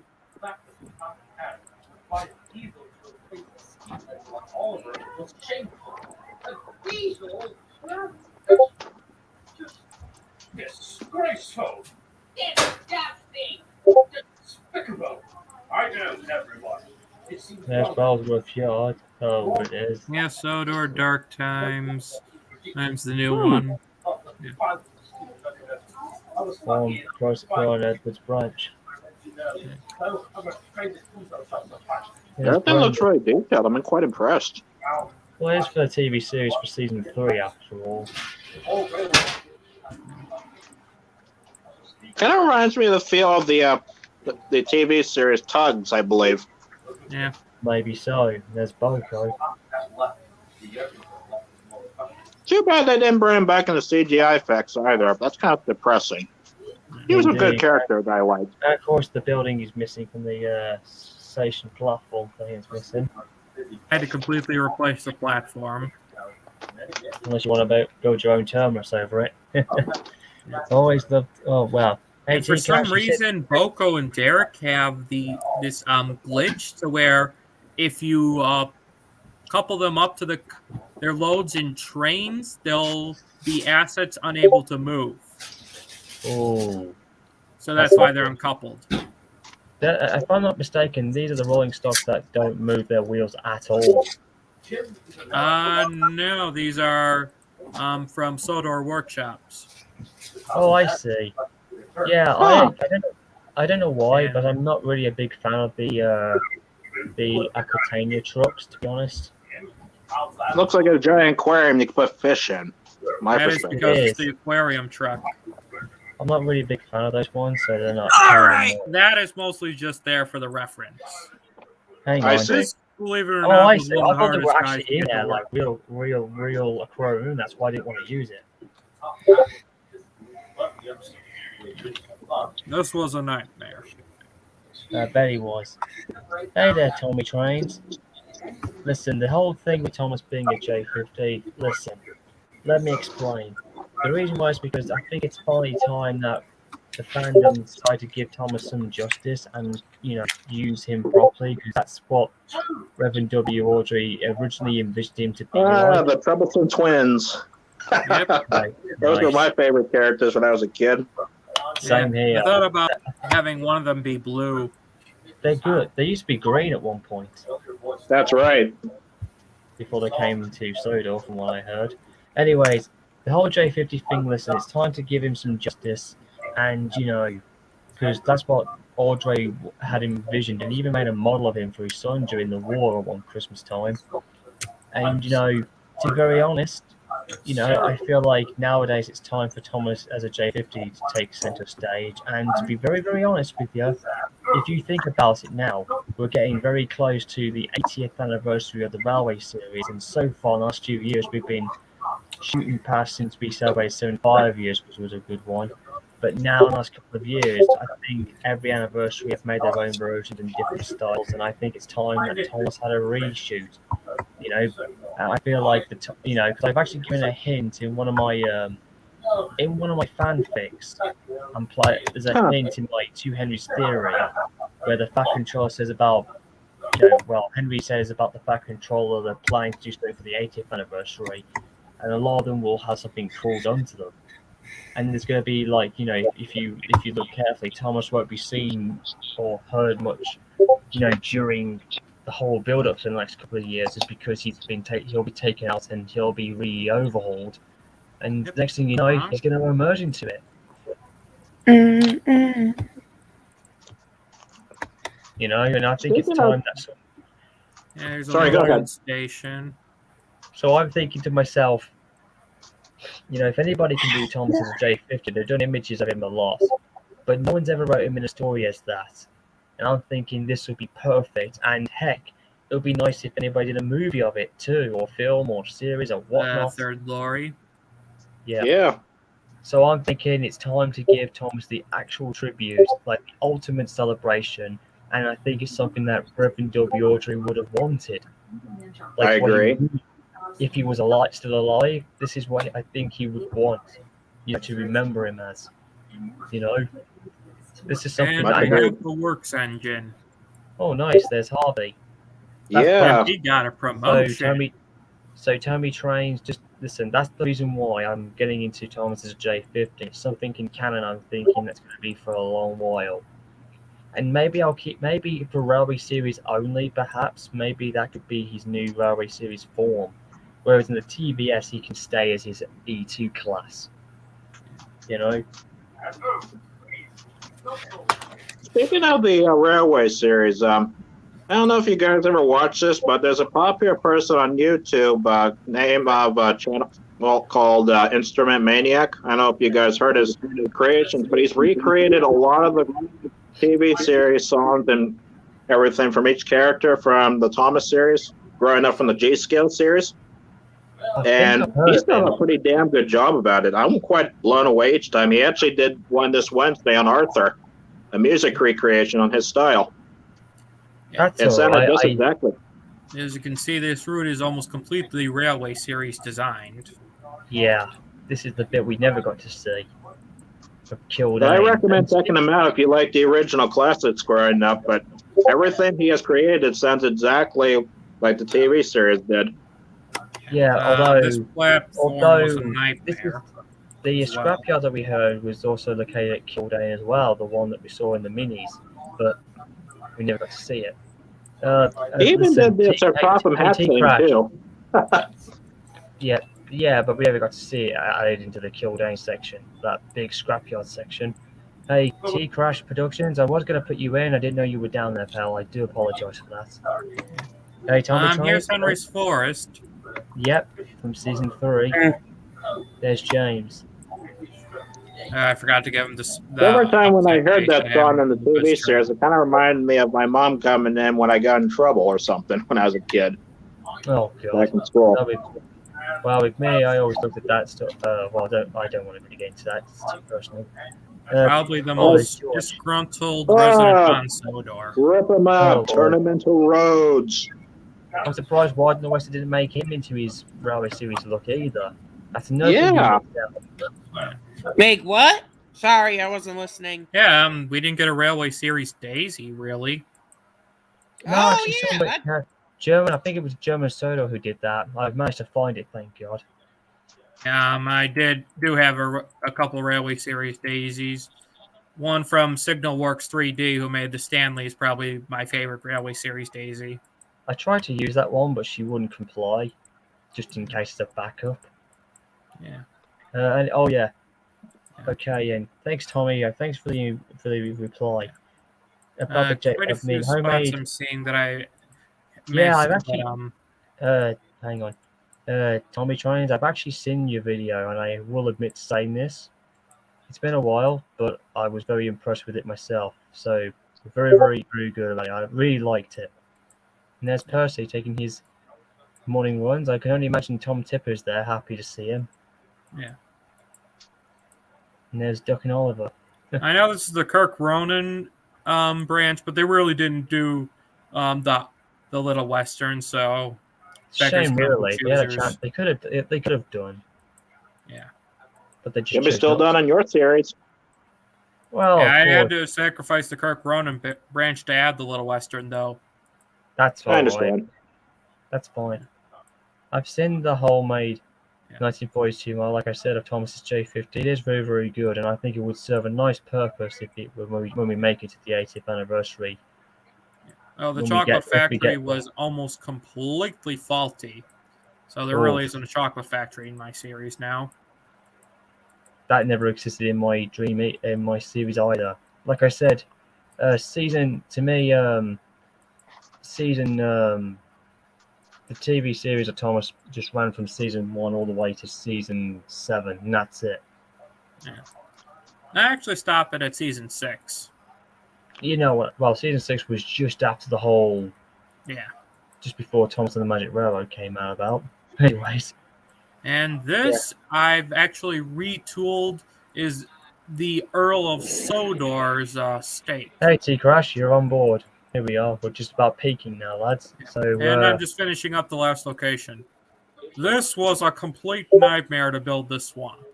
You know, it was 10 nightmares. It was just Well, you made it this far. The two the private engine and private coach of the Earl of Sodor. I'm in heaven now. Nice. Lovely place to see her. She's that tiny, and look, and what a size difference. She's so tiny, and look at how big old Slow Coach is. Yeah. But she was a hard worker, though. That honestly does make sense. And that's my route. Anything you wanted to go back and see again, or? I was quite impressed with everything. Yeah. It looks very, very accurate, I will say. Yeah, like I said, I got agree. the skeleton from Sodor Island 3D, and then had to replace a lot of the assets myself. Yes, Gabe Winston. They One- would have done a World War one II question. live action. I've heard rumors Yeah. they could do some more. Did you do Croven's Gate for the works or the Steam works? I did that.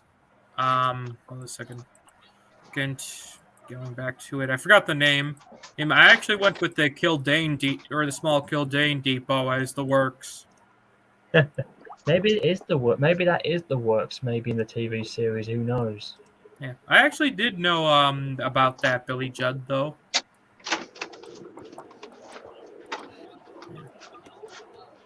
Okay, who else is talking? Yeah. Again, it's good to see you again, T Crash Productions. Nice to see you made it. And you. Good to be here. It's good to finally speak with you. I think this is only the second time we've ever spoken. Now that I think about it. I could be wrong. Possibly It's been that long. my memory's a little fuzzy. Oh, if any of you guys are intrigued, I can actually. Speaking of the Thomas J50 guys, Tommy Trains, I've actually got all the models of him now. I've got all of Thomas's J50 forms, finally.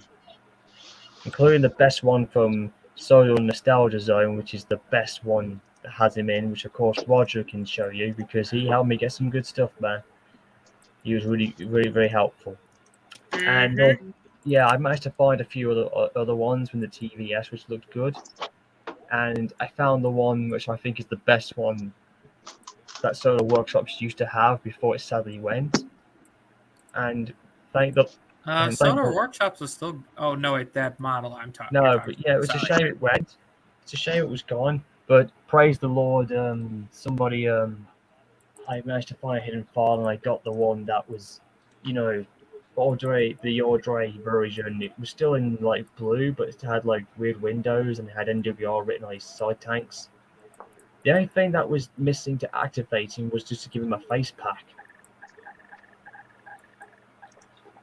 Plus, I also, speaking of which, there was another one that Explosive Cookie did of Thomas. He's got the one that we're still seeing today, but there was another version of him which has his TVS look, but he's got like a much longer funnel and he's a bit smaller looking. You know the one that's called the, what was it, the T1 Thomas, or whatever his name was? Yeah, I know what you mean. I only managed to find his depths, but I can't get his main body form. If anybody's got the T Thomas, I don't have it, unfortunately. I mean, does anybody else who might have it, just in case? Then if I was going to be asking people for it, you would have been the first one. I'm not asking for it. I'm just trying to read if anybody has got a copy because I accidentally deleted mine a long time ago because I was kind of losing intrigue at the time. Nick, it seems like your dog's been wanting attention. He's crying on mic. Yeah, my dog's been a little picky lately. She gets hungry around this time. She's 17 years old with bladder issues, so she wants to go to the bathroom more often. Oh dear. Yes, I actually have. Again, T-Crash, I heard you say something about having engines which could have had a gauge difference, and of course you say engines would convert to oil firing. Yes, coal is getting hard. We've had some bad delivery recently, last year or what it was, but I do think it's possible to find some better ones. But at the same time, I'm not sure about oil firing in the UK. I don't think it would work too well. Well, it was just an idea I've had. I constantly sit around and think about different ideas for what could be happening with Sodor nowadays, and that was just the first one I actually had. I see. Well, the only thing I have done was I did this one time, like, what if Sodor was Americanized, but that was something completely different. I only did one that you can find. I did a server once, like, what would happen if Sodor was Australianized. Like, what if the Brits of Thomas and the Australians were living together? And of course, they would carry some of their stock over from Australia, and some of their, those big water things that they take with them, which they're called water gins. Which is what the Australians use, which is very different compared to what the Americans use, which they use, extended, auxiliary water tenders. The Australians don't do that. And I did something clever. There's one shot I did of. Hang on, I think I might show it here for a laugh. Hang on. Well, ironically enough, now it's just gone midnight, 22 minutes into the next day, and it's the 5th. Although I won't be 31 until later in the night, because I was born later that night. Anyways. Well, Kingpin, I got to get going. I hope everyone had a good chat with each other, but I got to take off. All right, Kingpin, I hope you had a great birthday, and I hope for best wishes for future projects. Well, we'll see about the project since I'm still retired, but at the same time, you can always catch up with me on my DA if you want to read any fanfics there, if you want to, because that's where I'm active a lot. I'm more than welcome to. If you're more than welcome to, you're more than happy to come back at any time you wish. Well, thank you. I appreciate the invite. Take care, Nick, and I hope you enjoy the rest of your weekend. You too. Stay safe, everybody. And you too. You man. too. Same to you. You're welcome. Bye. Okay, where's the one I was saying about the? Oh, there it is. I think I might have found it somewhere. This is going to be really tricky to find. I've got a lot of folders here. Yeah, just ignore the clicking. Okay, I found it in my folder. There we go.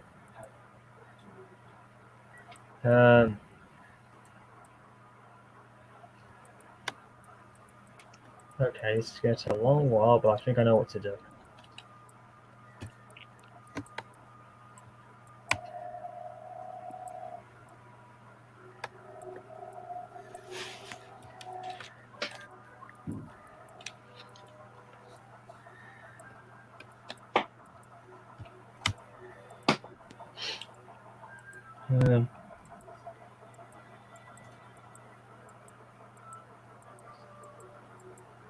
Oh, nice. That's good, Tommy Trains. It's nice to see you, Tommy. I remember seeing it myself. I know you did. Let go of me. I'll make you pay for what you do. Mark my words. What's all that about, Roger? I can hear you playing something in the background. That's Boko. Oh, I remember. He's watching Sodor. Oh, yeah. Dark Times. I remember now. Yeah. Sorry if it's too loud. No, I was just wondering. I thought that was coming on someone then. I was thinking, what's going on? I haven't watched it in a long Yeah, my time. TV's really loud. Even when you got it on 3 notches. Oh, God. I can only imagine what it'd be like on other notches. It'd be even louder. Jeez. Okay, hang on. Where are you? I have know a you- 311 question. Oh, a 311 question. Now that she's been restored and revived, I guess you could say, would she ever consider visiting Sodor again? Well, that was just a one-time spin thing. Remember, Yeah, if it was to happen again, who knows what would happen? But if I was to rebuild, do the whole thing, let's just say the agents would be visiting on Sodor, but they'd just be on display and they would tell the story about it, and then we'd flash back to the US. Of course. That's the only way I'm going to deal with it. Oh, here we go. I found it. Here we go, lads. This is what I was saying, T-Crash. Here's a series where we got the Australians meeting up. Here's my favourite one. R761 and Gordon meeting up, which I could see the two bonding instantly. Just to give you an idea, if they were together.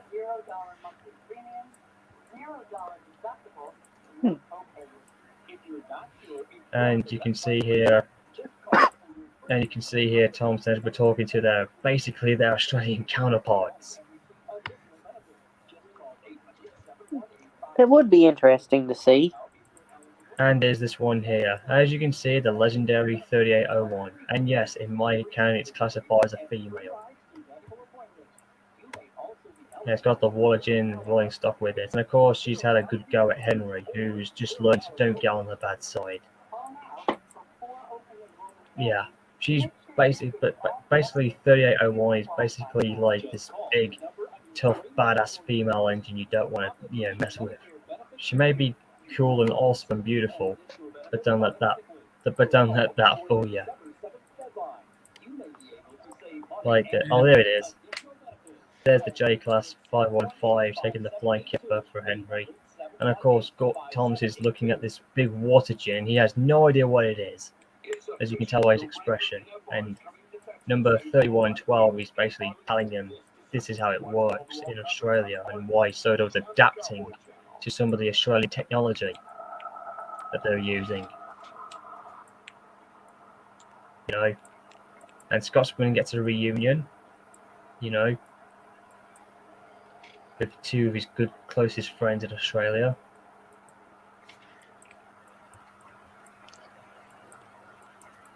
And of course, now Thomas is using the water gin for his branch line. This means he can go non-stop without ever having to stop at his stations to pick up, to take on water. So he has a backup now. Should he run low, on water or need anything, this is what will activate, and he'll just get water while he's on the move. That reminds me of a headcanon I have about engines running out of water. Yeah. Basically, the reason we always see them immediately stop when they run out of water instead of having a crown sheet failure is, I would imagine that Sir Topham or someone at Croven's Gate or the Steamworks, just depending on the can, basically fitted the engines with, I'm trying to figure out the best way I can describe this, but failsafe. Yes, which immediately drops the fire and stops the engine if the water starts to get too close to the crown sheet. Yeah, well, in this case, you won't have to worry about that. Percy is also having a trial run. He doesn't know what to make of it, but still, it works in his favour. What else was there? Oh yeah, and of course, Thomas by that point had adapted pretty well to it. Like I said, some of the engines adapt to this extremely well, and like I said, they have to follow the rules. Say this is like a universe where Australia and the UK and the Thomas have combined, if you know what I'm saying. Oh, there it is. And of course, Scotsman's using it too. He's used it before in reality. And of course, Gordon's going to use it for the first time, and he doesn't like it. But Scotsman's like saying, you should give it a try, Gordon. And here was the last shot I used, and Gordon's now thinking maybe it is worth using after all, when, finding out it can prove to be useful.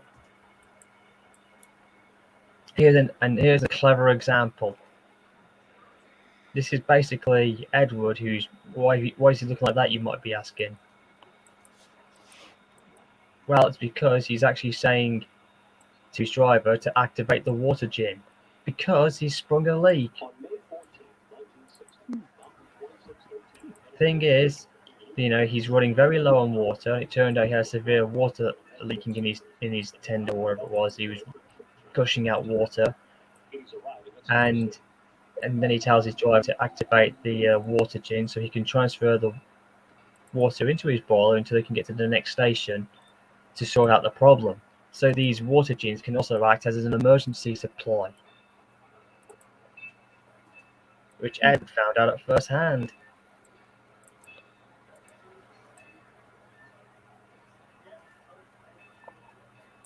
So, what do you think, T-Crash? Pretty good, and it does seem to work well as intended.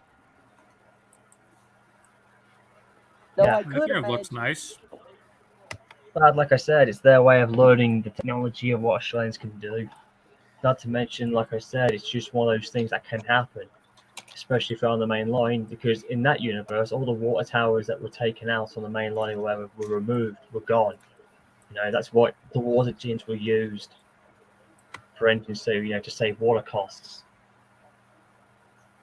And it proved even, So, like- yeah, so Edward, that he discovered that they can also, like, if you ran low on water, you know, or even, like I said, or even, you know, had a leak or there was water gushing out or whatever, those things can actually work. You know, it's just an idea I had in mind. What were they useful for? The two engines I could. Oh, go ahead.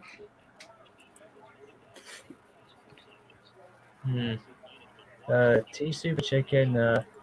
I don't really have many projects, to be honest. Like I said, I'm just basically fanfic writing nowadays. You know, since I'm mostly tired at times. Anyways, back to you, T Crash. You were saying. The two engines I could see sort of having any type of issue with the water gens would be most likely Gordon and James. I think, well, Gordon doesn't have too much of a problem, as you saw. He would like to adapt very well to it afterwards. But yeah, he was very against it, to be honest. At the time. Yeah. With that scene with Scotsman, I could almost hear him saying, well, you had an auxiliary water tender. How come I can't just use that? Yeah. And of course, Henry, on the other hand, would have no problem adapting to it. And meanwhile, I could imagine James referring to it as a... Well, no, that's not a good way to say it. I could imagine him not wanting to use it because to him, it looks like he's pulling around a tanker. Yeah, that's what Gordon was thinking too. They are tankers, but they contain water for steam engines. You know, it's just... And eventually, James just spotted what he thinks. He too would slowly adapt, but he still has his opinions about it, though.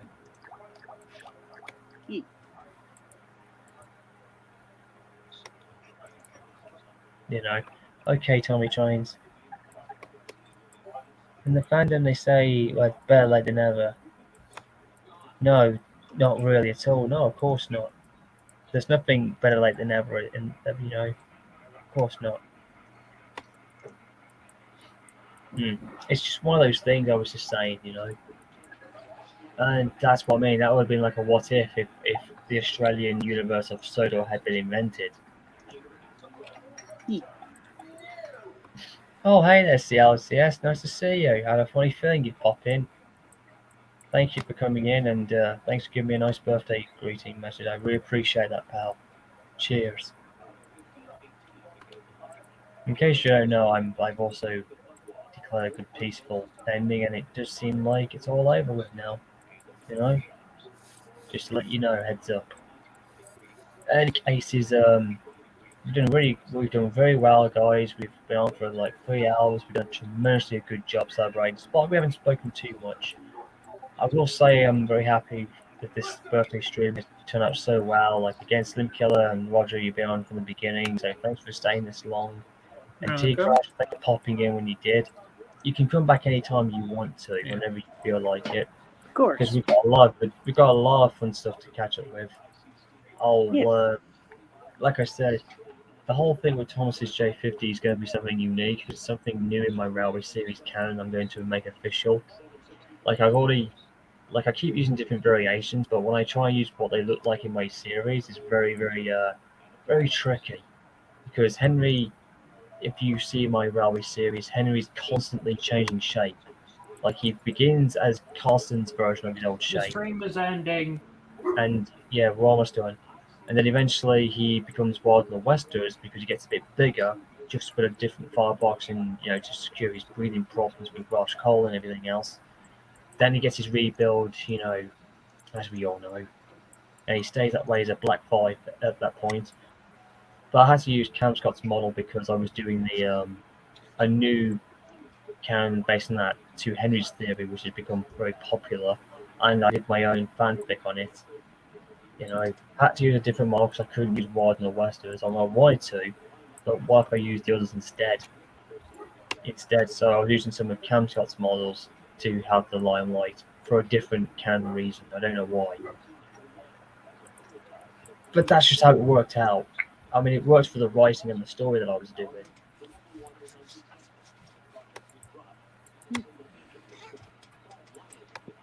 Okay, I fixed a lot of the errors. Looks like the screen is ending, so I'm gonna leave you guys. All right, Slim Killer, I'll let you get going. It was nice to have you on for a while, so I'll let you catch up, mate. Okay. So See you later, take care, Kane. Slim Killer. Take care, man. You Thanks too. for everything, man. Appreciate it. You too. Okay, Roger, I see your cat's back again. Yep. No, he's not going to try and step on the thing again, is he? I'll try and be sneaky on you. Yeah, listen, Tommy Trank, it's fine. We all know what the fandom is. It is not looking good, but at least we're doing our own ways of trying to stay away from it and being our own fandom, like break away from the actual thing that's really out of shape. Indeed. Because I left it, because listen, technically most of us have left, including myself, because of the toxicity that it has. That's why I've been in a different fandom, a preservation-like type, where we can all have our peace. And yet, all the drama I've had to go through, people are just saying, like, get out of our fandom. You know, where clearly there is no fandom for those who are toxic because, you know, it's terrible. And I've seen people who have done that, you know. But besides that, we don't want to talk about that now because we're going to wrap this one up very soon now. But besides the point, though, like I said, it's been a brilliant night out, and again, it was just really entertaining. What do you want, cat? Wait, is he giving you grief again? No. Just wondering what my little baby wants. Oh, there he is. There's your cat. Yeah, he's sneaking up again. I see him. Just make sure he doesn't jump on your back and get you pinned.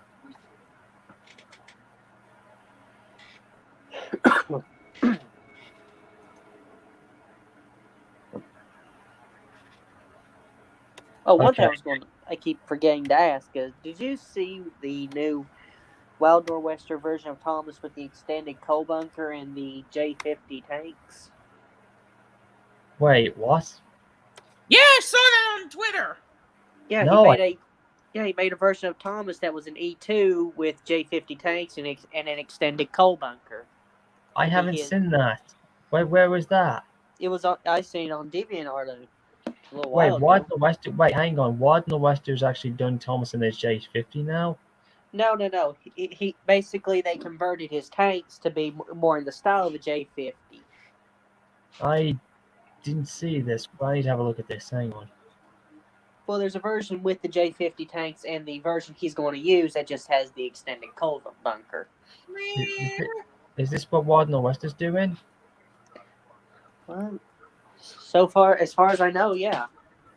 Like he's actually making it right now, and is he yet to release this?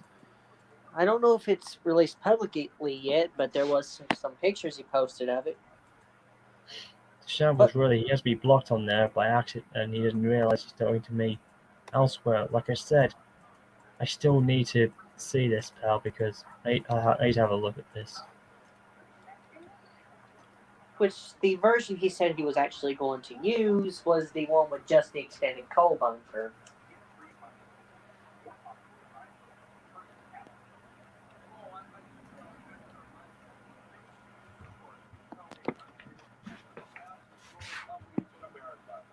Come on, let me just check this out first.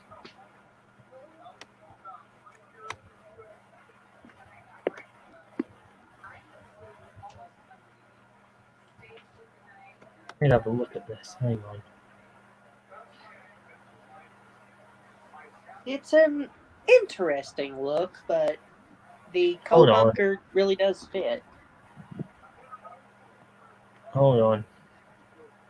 I'm not seeing any recent. Oh, I'm not seeing any recent. Hang on, the latest.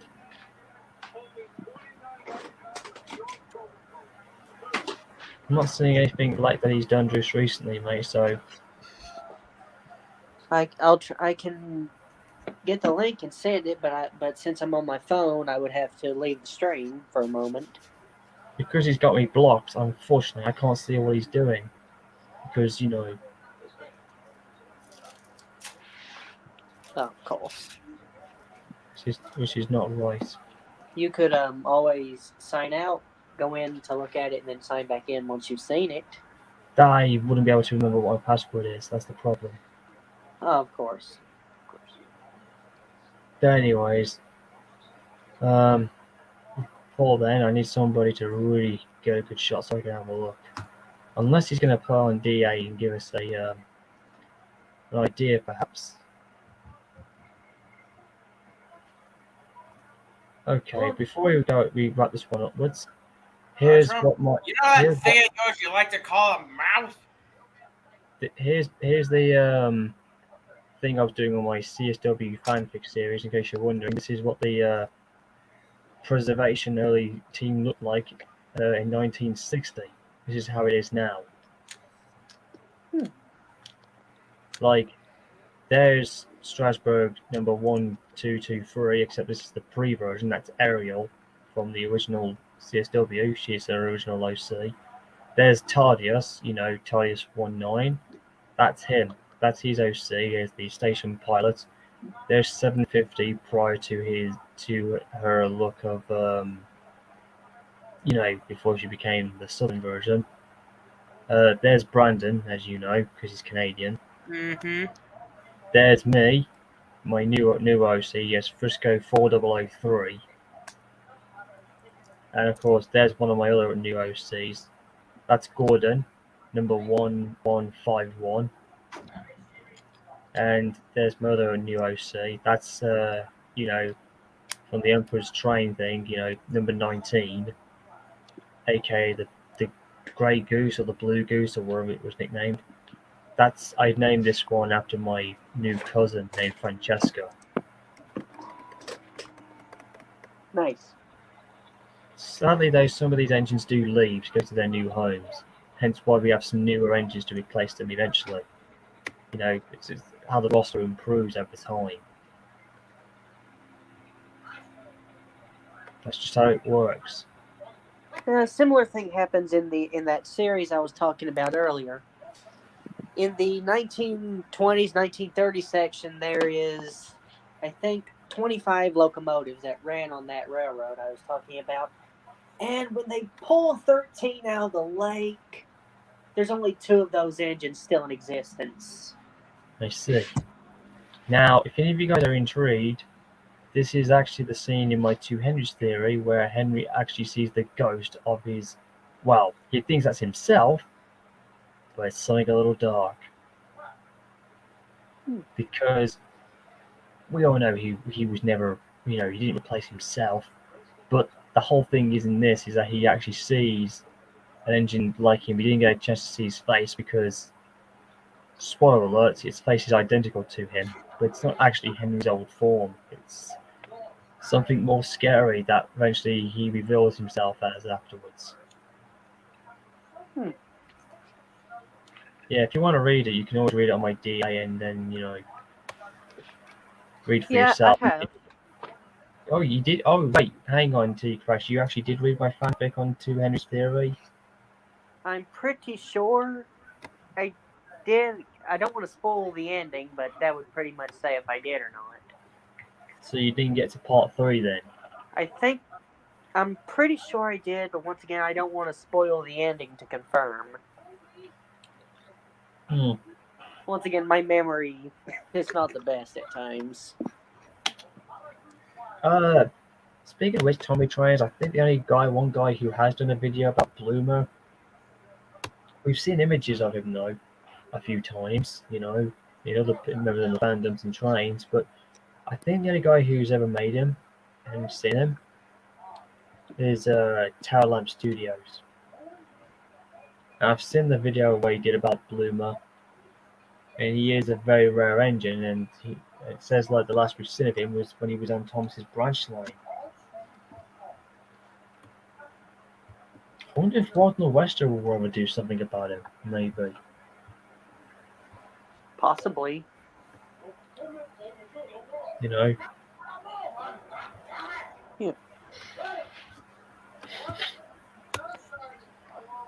I wonder if.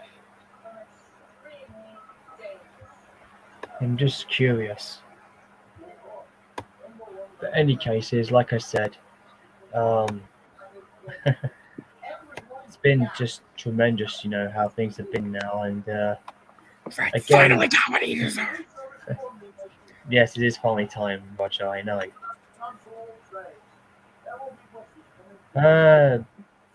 I prefer Eric as he is now. But I'm not really a big fan of Eric the Engine himself. But either ways, it's been a hell of a ride, man. I think. Oh, good question, Billy. I think Eric's more likable in Stories of Sodor, but I think he's alright in Wagner Westerns. But I think to be honest, I think Stories of Sodor's Eric is kind of more. I don't know. I don't know how to put it, but I kind of prefer that one because I'm used to it. He's a Sorry, great guys, character, but I think we might want to wrap this one up now. It's getting a little bit late on my end. We've been on. All right. We've been up now. We've been on now for 3 hours and 26 minutes. So I think we might want to end this one off with a good bang. all right. Hang on a second, guys. I'll be right with you guys. Just let me just go on this one. Before I know it. Let's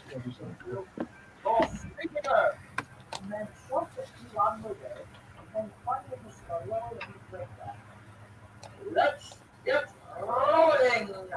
You won't get away with this. I see you're watching one of Thomas 123's videos again, Roger.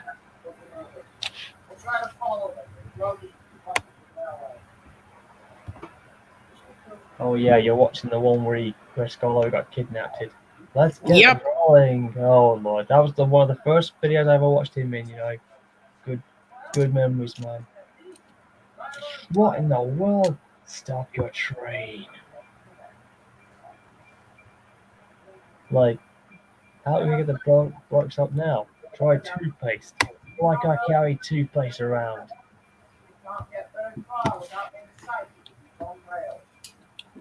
One of my favorite things he did was the realistic version of Thomas and the jet engine. Really? Okay, lads. So I'm just gonna get myself ready to get going in a minute. It's just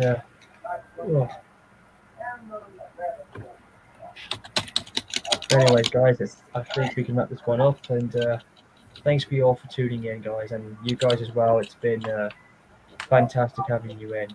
Like I said, it's been a quiet one. Didn't get too many people in, but at least I got those who were able to make it. I mean, Brandon said he would try and make it, and you know, if he couldn't make it, then he couldn't. You know, but at least you've had a great one, and you know, again, T Crash, it was nice for you to pop in, surprisingly enough, and everybody else. And Glad to be here. This is an emergency. So here's to you guys. Thanks for tuning in for my 31st birthday celebration stream thing. I was going to do it originally post the afterwards, or today. I thought I'd get it done now because I'm going to be, you know, not available for tomorrow. So thank you guys for tuning in and having a great chit chat. It's been a pleasure. So cheers, chaps. This is for all of you guys, and you know, you guys mean the world to me. I know you're my fans and friends, but you're like family. Cheers, lads. Peace forever.